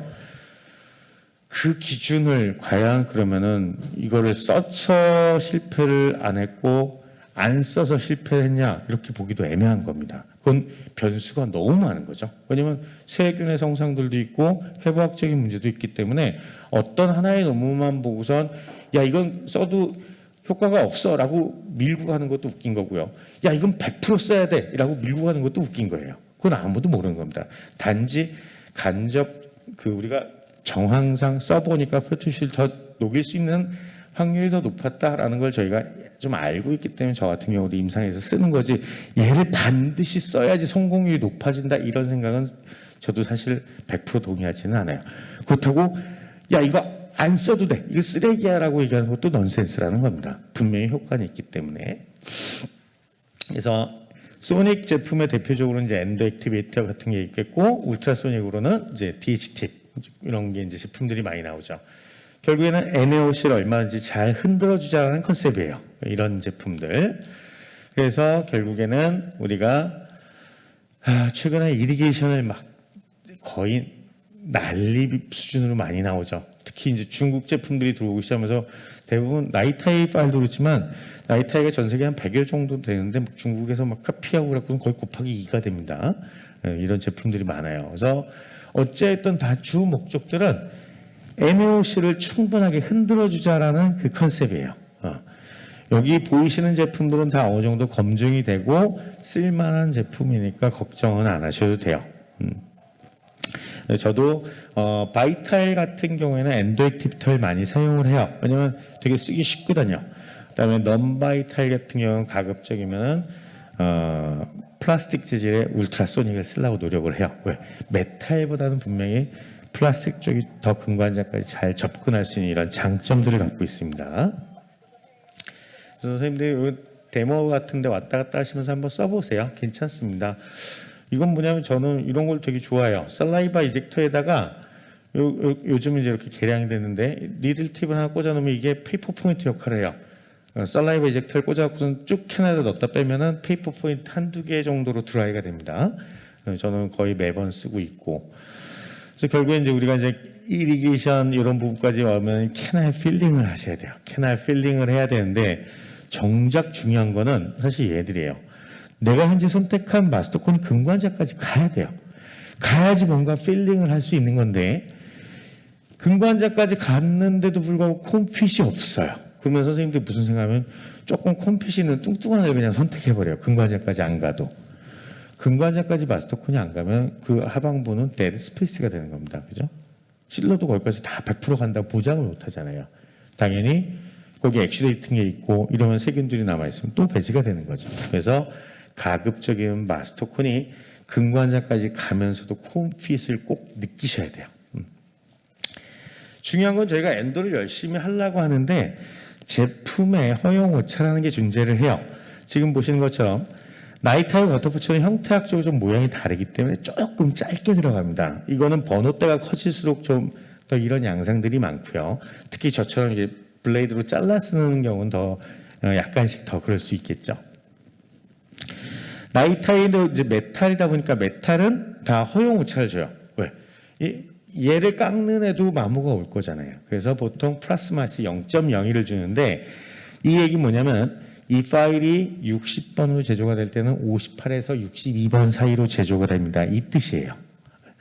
자, 그다음에 이거는 일반적으로 저희가 알고 있는 테이퍼인데 아까 컨스탄트 테이퍼, 베리어블 테이퍼 잠깐 말씀드렸지만 실제로 요즘은 베리어블 테이퍼를 갖고 있는 나이타이들이 워낙 많이 나와요. 선생님들도 나이타이는 접하시는데 얘로 성형을 다 해놨는데 충전이 거터포처가 베리어블 테이퍼의 거터포처가 거의 없어요. 덴치플라이 시로나에서 나오는 잘 만들어져 있는 그 거터포처를 제외하고는 사실 전용콘이 거의 없단 말이에요. 그러다 보니까 일반적으로 선생님들이 사용하는 거터포처를 사용하시는데 이 파일의 특성을 이해 못하시면 예를 들면 얘들은 여기 있는 07 테이프인데 여기 05 테이프예요. 근데 여기다 06 테이프를 넣으면 근관자까지 안 들어가겠죠. 그죠? 이런 부분도 선생님이 조금 이해를 하셔야 돼요. 그리고 얘네들은 이 정도 테이프를 갖고 있구나 이런 걸 좀 알고 계셔야 돼요. 그래서 이런 거 다 귀찮다 그러면은 이런 걸로 성형하고 공사 테이프로 충전하시면 돼요. 물론 약간 놀긴 하겠지만 안 들어가는 일은 없어요. 그죠? 자, 거터포처가 그럼 과연 잘 맞을 거냐에 대한 고민도 하셔야 돼요. 이건 사람이 손으로 말아서 만들기 때문에 허용오차 0.05라는 걸 줘요. 0.05가 무슨 얘기냐면요. 지금 거터포처를 같은 구멍에 넣고 있는데 100개 중에서 0.05라는 얘기는 뭐냐면은 35번 거터포처 통 안에는 30번부터 40번까지 들어가 있지롱 이 얘기예요. 알아서 골라 쓰시라는 거예요. 그죠? 근데 어떤 애 선생님들이 이 중에 하나를 하나 꺾어줬더니 얘가 35번이 딱 맞았어요. 와, 운이 좋게 7번이 다 된 거예요. 그 다음부터 남아있는 거터포처는 35번보다 크거나 작거나예요. 이게 평균치라는 겁니다. 그래서 선생님들이 거터포처를 피팅을 안 하시면은 사실은 언더나 오버되기가 되게 쉬워요. 이런 부분들이 되게 많아요. 제품마다. 그래서 선생님들이 저 같은 경우 예를 들면 40번을 MF를 잡았다 그러면 거터포처 35번을 40번 구멍에 GP콘 게이지에 넣고 잘라서 걔를 캐날 필링할 때 씁니다. 이렇게 하셔야지만 사실 일률적인 거터포처 선생님들이 항상 제공을 받을 수가 있으신 거예요. 그럼 이런 거터포처 콘, 이 GP콘 커터도 조금 다 에러들이 있어요. 에러도 있고 허용오차라는 게 존재를 하기 때문에 얘를 다 100% 믿을 수가 없어요. 그러니까 쉬운 말로 믿을 놈이 하나도 없는 거예요. 그죠? 이런 애들 거터포처를 갖다 놓으면요. 위에는 여기서 보통 저희가 커팅을 하거든요. 잘라놓고 나면 더 작은 번호가 형성이 된다. 물론 이런 게 얼마나 영향을 줄 거냐라고 따지면 할 말이 없지만 이런 애들이 하나하나 모이면요. 나중에 정말 근관장 1mm 짧아지는 건 일도 아닙니다.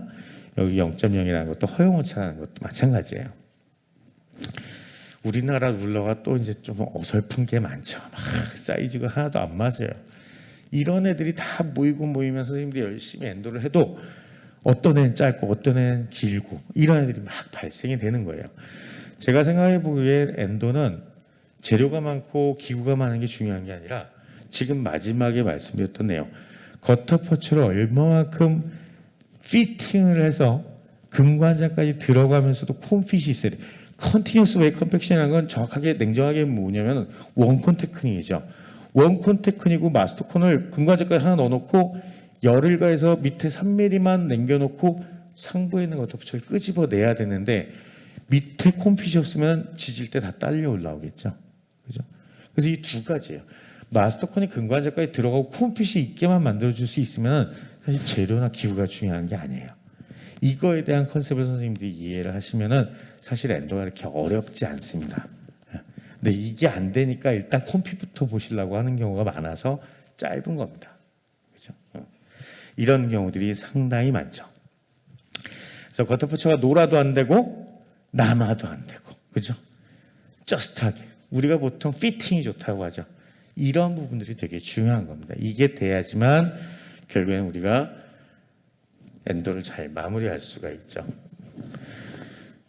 요거는 제가 사실 원래 시덱스 때 요청을 해갖고 만들어놨는데 시덱스에서 갑자기 이제 주제를 바꿔놨어요. 갑자기 동영상으로 엔도를 만들어주세요 했다가 MT를 하라고 그래서 만들었는데 버리기는 그렇잖아요. 이 환자분 막 제가 스페셜하게 막 저녁에 돈도 안 받고 막 해드렸어요.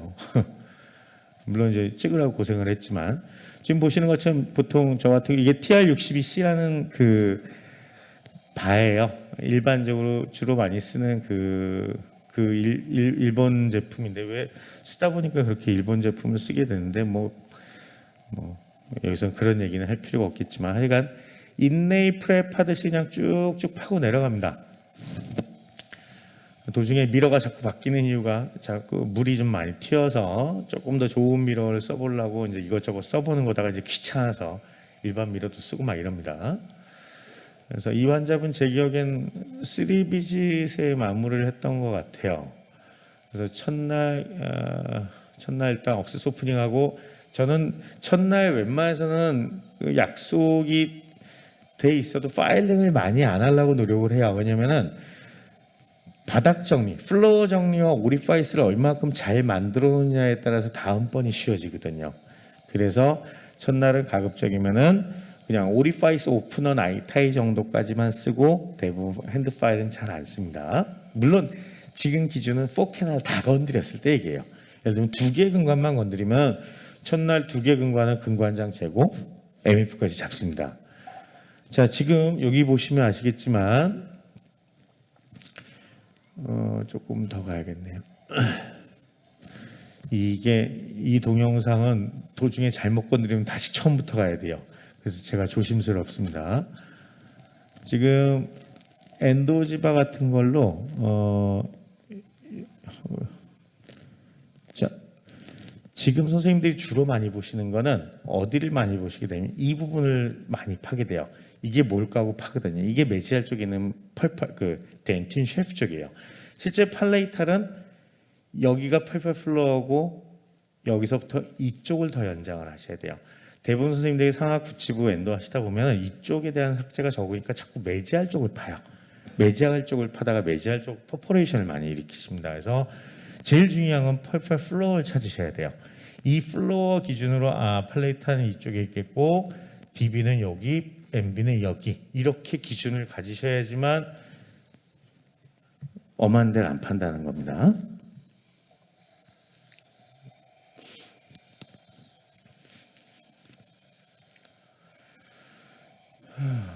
그래서 보통 이제 하이 스피드로 웬만하면 정리를 합니다. 하이 스피드도 조금 위험하지 않아 하지만 실제로 선생님들이 발을 바닥에다 딱 댔다가 살짝 뜬 상태로 움직이면 우리가 플로어를 건드리지 않겠죠. 그런 방식으로 사용을 하시면은 조금 더 안전하게 쓸 수 있겠고, 그다음에 이제 라운드 바 4번, 2번 바로 이제 덴티 셰프 쪽을 밀어내는 거죠. 밀어내서 이제 이게 이제 엔드 트레이스죠. 조금 더 깊게 팔라고 들어갈 때, 왜냐면 사실 이게 주된 목적은 물론 좋기는 한데 현미경을 촬영할 때 시야 확보 때문에 사실 저걸 좀 많이 씁니다. 워낙 싱크가 기니까 제가 편안하게 촬영할 수가 있어요. 그래서 주로 트레이서를 많이 쓰죠. 녹화를 할 때는. 저희 유경 선생님이 저한테 선물 줬던 프론트 미러 되게 좋은데 아까워서 잘 못 쓰고 있습니다. 도중에 선생님들 이렇게 스케일러로 챔버 한 번씩 정리해주면 시야가 되게 좋아집니다. 좋아야지만 결국엔 우리가 캐나를 잘 찾을 수가 있겠죠. 그래서 여기도 이제 팔레이탈도 정리해 주는 거고,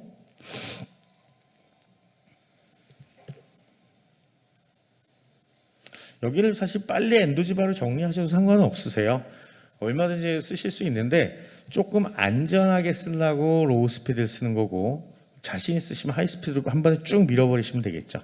근데 생각보다 확 밀고 나면 아차 싶을 때가 많습니다. 엄한 데를 좀 깎죠. 지금 MB1, MB2, DB 팔레이탈이 확보가 됐죠. 이 환자는 크랙으로 엔도를 들어갔어요. 또 저 금은 왜 안 뗐니? 하지만 얘가 근관장 재는 데하고 별반 엮여 있지가 않아서 금속이랑 닿을 확률이 없어서 그냥 일단은 그냥 달아놓고서 엔도를 했습니다.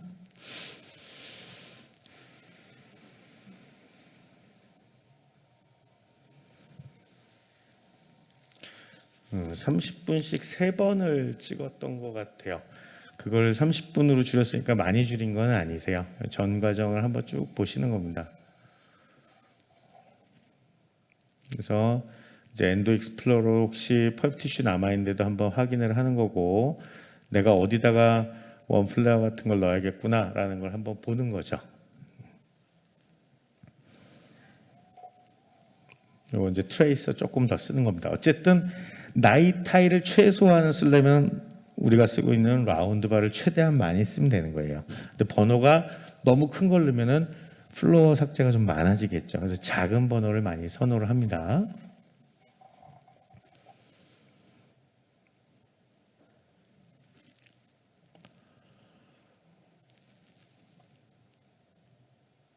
지금 얘가 마이크로 석션이에요. 좀 쭈쭈쭉 하고선 빨아들이는 거죠. 시야 확보를 위해서. MB1에서 MB2 쪽으로 파고 내려오는 겁니다. 아까 말씀드렸던 하얀 펄프 티슈 뭐 남아있는 그런 애들이 어디 있는지 살살 보면서 가는 거죠. 여기 보시면 여기쯤에 뭔가 하나 보여요. 이따가 거기다 파일을 넣을 겁니다.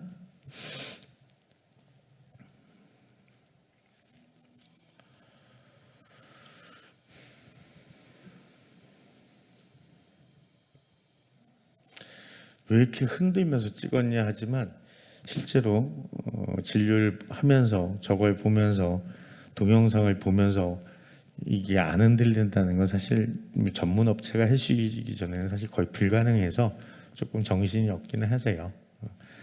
저는 열심히 해도 환자분도 흔들리거든요, 머리를. 그러니까 이게 고정돼서 찍기가 참 어렵습니다. 이건 이제 원 플레어로 오리파이스를 여는 거죠.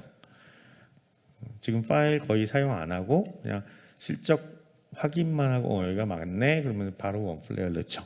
얘도 막 미친 듯이 밀어넣으면 렛치를 만듭니다. 그래서 얘 약간의 스크린이 있어요. 지가 말고 들어가는 게 있습니다. 그 정도 들어가면 말고 들어가면 제가 잡아 빼는 정도로 전진을 하죠.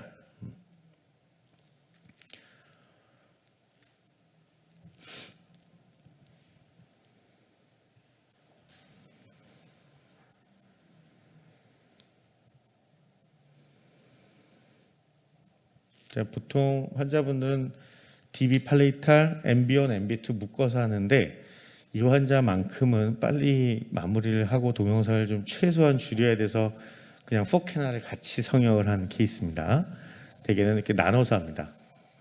첫날 억세스 오프닝하고 DB 팔레이탈 근관장 제고, 둘째 날 MB1, MB2 근관장 제고, MF 제고, 셋째 날 증상 없으면 필링, 셋째 날 증상이 있으면 근관장 다시 체크하고 수학칼슘 넣고 다음번 네 번째 괜찮은 필링, 보통 이렇게 4캐날 4번 비짓으로 엔도를 마무리하죠.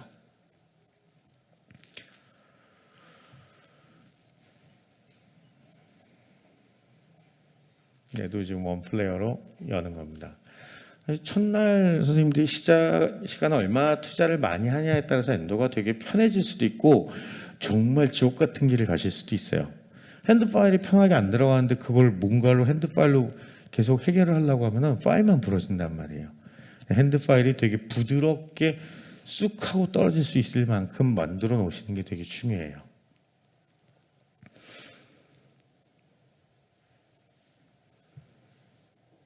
지금 와치 와인딩으로 스카우팅 하면서 이제 근관장을 측정하는 거죠.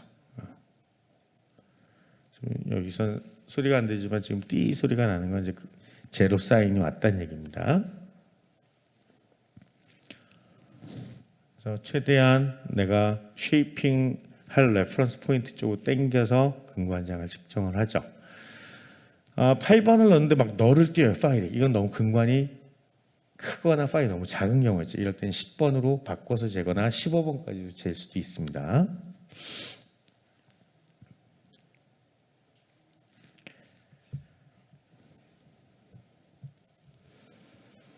여기까지가 제일 중요한 것 같아요. 근관장을 재면 사실 거의 엔도는 끝났다고 보시면 됩니다. 왜냐하면 물성 자체는 거의 다 비슷하기 때문에 선생님들이 어떻게 쉐이핑하냐는 사실 큰 문제가 아니에요. 안 부러뜨리고 얼만큼 잘 쉐이핑할 수 있냐의 문제인 거고 캐나 필링 할 때 얘가 퉁으로 빠지거나 짧게만 안 들어가는 몇 가지만 체크하시면 되거든요. 이제 거기까지 가기 위해서 이제 고민을 해야 되는 거죠.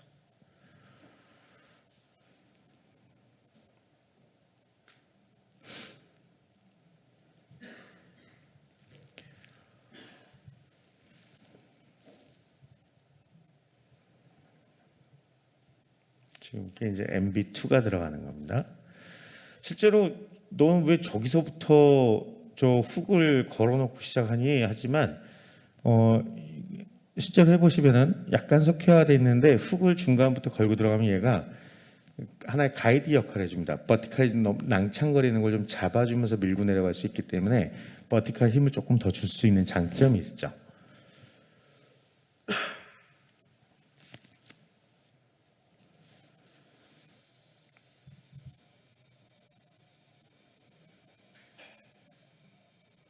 물론 석회화가 되면 숏 파일 쓰시는 게 제일 좋습니다. 21mm.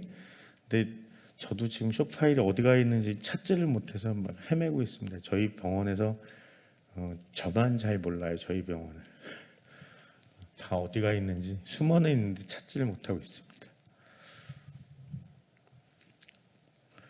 지금 같은 경우에 이제 10번 파일이 느슨해질 때까지 와치 와인딩 앤 풀 모션을 이제 반복하는 거죠. 여기 렛지가 좀 있었어요. MB하고 DB 둘 다 조금씩. 나중에 CMY로 잡을 때 고생을 좀 했었습니다. 그것도 같이 다 나옵니다. 동영상에.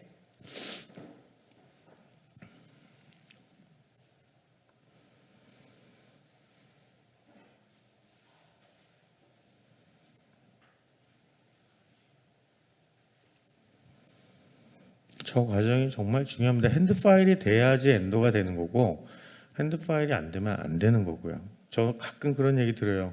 직원분들한테 엔도 시킨다는 원장님이 계시다고. 솔직하게 좀 어이가 없는 거죠. 본인들도 못하는 걸 직원이 잘할 거라고 생각하는 것 자체가 넌센스인 거죠. 그죠? 패스 파일 쓰고 있고요. 13번입니다. 보라색이. 쟤까지 들어가면 이제 거의 다 끝났구나 이렇게 판단하시면 됩니다. 왜냐하면 13번 들어갔는데 그 이후 거는 선생님들이 너무 급하게 써서 렛지를 만드는 경우라고 보시면 돼요. 저기 컨벤셔널 물론 MI이긴 하지만 저기 그 프리커빙이 되는 파일이 아닌데 얘가 부드럽게 들어갈 수 있었으면 제가 들어간 이후에 뭔가 안 들어간 건 뭔가 실수가 있었던 거예요. 보시면 알겠지만 동영상 찍는데 급급하다 보니까 러버 때문에 나이타에 한번 물렸었어요. 걸려갖고 전진이 안 되는데 그 자리에서 잠깐 멈칫했는데 렛지가 생기더라고요.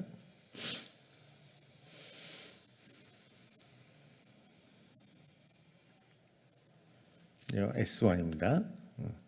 S1은 우리가 보통 브러쉬 아웃 모션이라고 하죠. 근관절까지 들어가서 쉐입업 그 벽 쪽으로 계속 밀어서 코로나하고 미들 쪽에 대한 쉐이핑을 충분하게 하는 이 과정이 필요하다라고 저희가 많이 말씀을 하죠.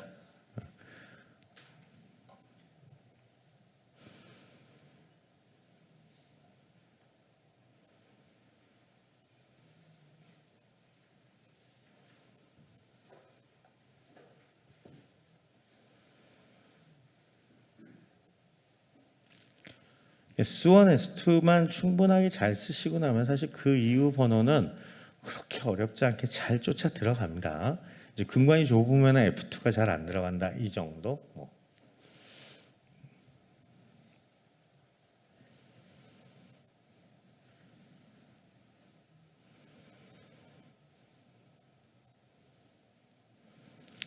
나이 타일을 선생님들이 나이 타일 뭘 저렇게 다 보여주냐 하는데 사실은 물론 점핑해도 상관없어요. 점핑해도 상관없는데 시간도 남을 뿐더러 단계를 한 번씩 다 보시는 것도 의미가 있을 것 같아서 다 그냥 촬영을 했습니다.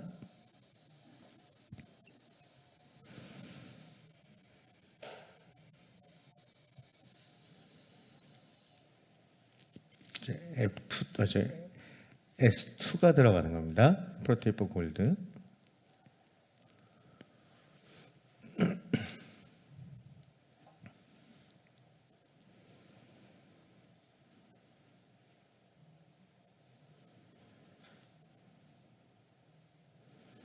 이분 촬영한다고 다 새 파일로 해드리고 돈도 하나도 못 받고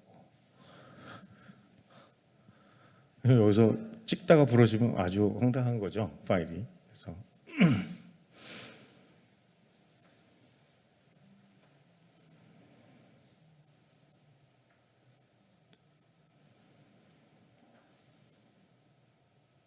소리가 하나도 안 나니까 좀 심심하시긴 하시겠네요. 저만 들려요.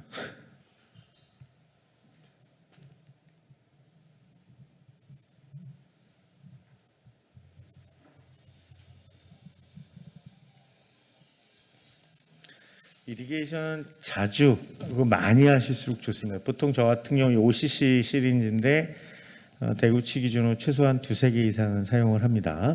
하루에 한 환자한테.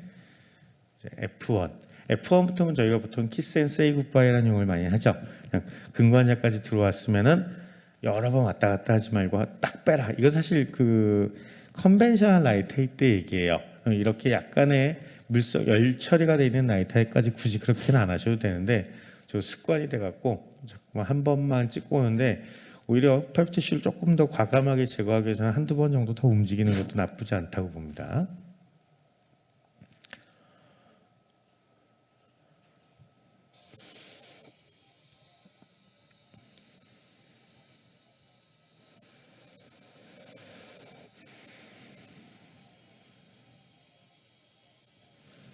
지금 저 니들이 30게이지 베벨드예요.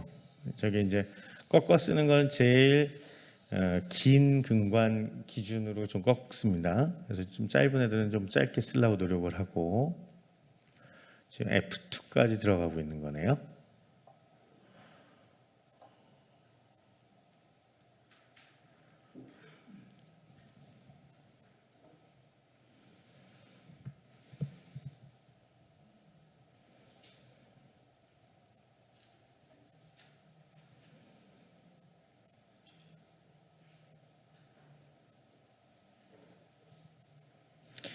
보시는 것처럼 근관장에 도달을 하면 이렇게 많이 오래 있지는 않고 바로 그냥 빼는 스타일입니다. 바로 다음 파일로 넘어가려고 노력을 하죠. 어쨌든 저도 세월아 엔도를 할 수는 없죠. 30분 단위로 엔도를 해야 되고 도중에 가서 담배도 한 대 펴야 되고 어쨌든 한 25분 안에 끝나야 되거든요.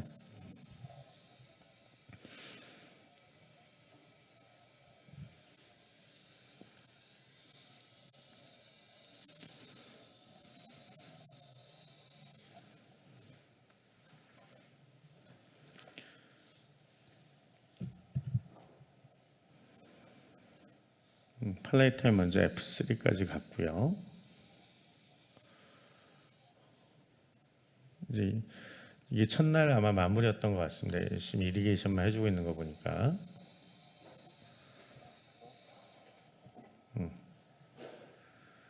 커튼 하나 넣고 이제 키비터 뭐 커튼을 왜 넣냐 하지만 저거 넣어놓는 게 저는 편하더라고요. 뭐 저걸 수학하시면 넣는 것보단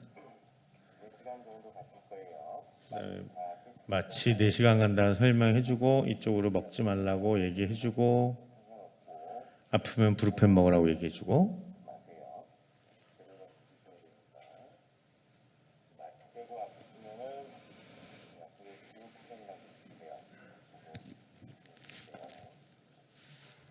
그래서 첫날 마무리하고 이제 다음번에 보통 저희가 환자분이 좀 있어서 한 일주일에서 열흘 정도 있다가 잡힙니다, 약속이.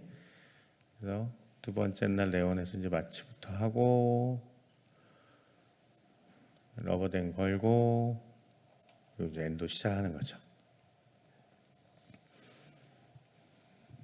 11시 50분입니다. 네.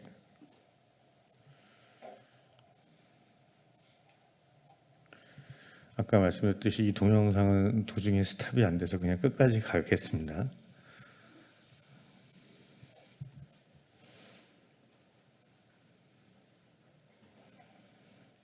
이제 지금 넥스트를 쓰면서 제가 살짝 실수를 했어요. 여기서 잠깐 멈칫하면서 렛지를 하나 만들었어요. 어느 근관에선가. 그거 푸느라고 조금 고생을 했습니다.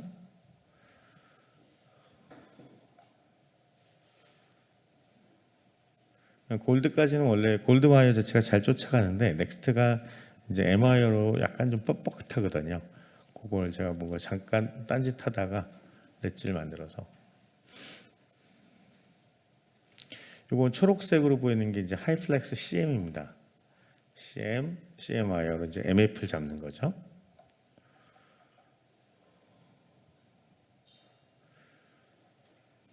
지금 MB2의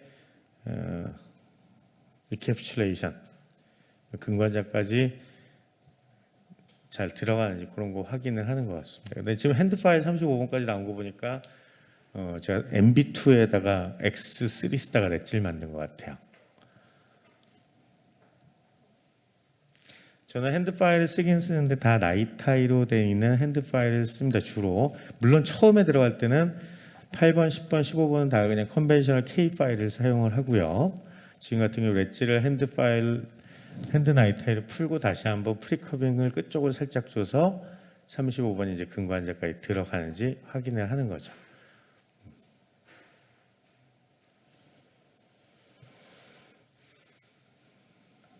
네, DB 쪽 또 MF 35번으로 잡고 팔레트 한 30으로 잡긴 좀 작죠. 40이나 45까지 이제 쭉쭉쭉 올리는 겁니다.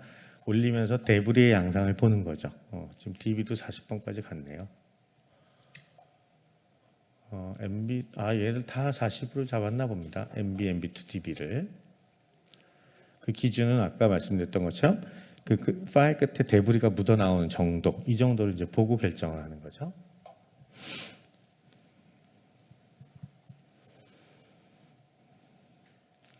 제가 보니까 Q&A 시간까지 싹 잡아먹고 12시에 딱 하고 끝날 것 같습니다.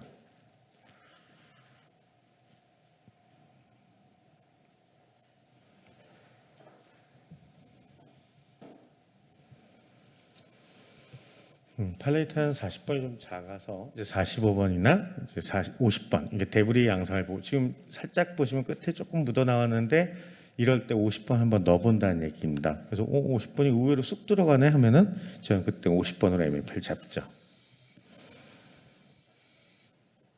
또 이제 이게 둘째 날 끝날 때쯤인 것 같습니다. 여기 이제 그 백큐 어댑터로 NaOC를 남아 있는 거 싹 드라이를 하는 거죠. 의외로 편해요. 저는 저 쓴 지가 꽤 오래됐거든요. 그다음에 드라이를 하고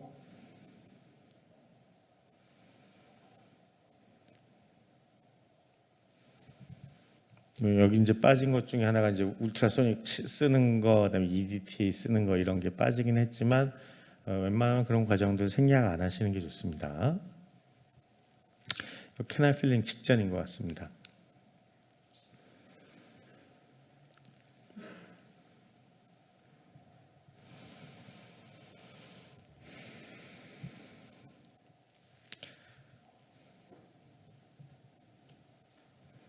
이거는 이제 에이피칼 게이징을 하는 거죠.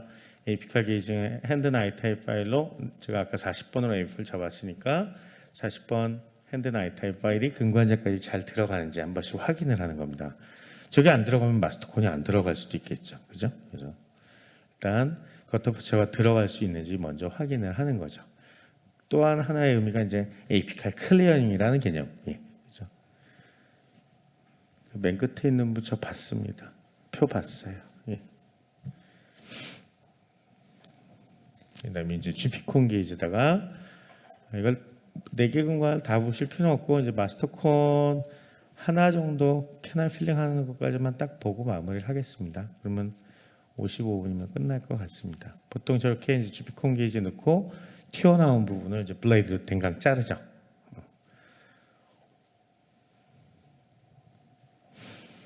그다음에 저는 주로 실러를 저렇게 센트릭스건에다 믹스를 해서 사용을 해요. 저게 사실 근관내 적용할 때 실러를 근관내를 조금 더 잘 채우는 방법 중에 하나입니다. 최근에는 조금 더 가는 걸 찾고 있는데 어제 아침에 찾은 것 같습니다. 그래서 지금 근관자까지 들어가면서도 콤핏이 좀 있어야 돼요.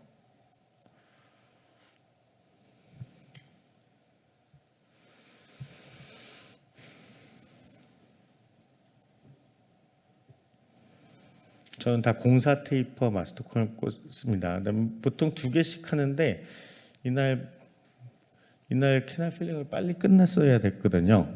그다음에 약속도 저도 저녁에 있었고 그래서 뭐 미친 듯이 마스터콘을 4개를 다 꽂았는데 4개를 다 꽂는 경우는 거의 없습니다. 보통 2개씩 꽂아놓고 합니다. DB 팔레탈 꽂고 필링하고 MB1, MB2 꽂고 필링하고 이렇게 많이 합니다.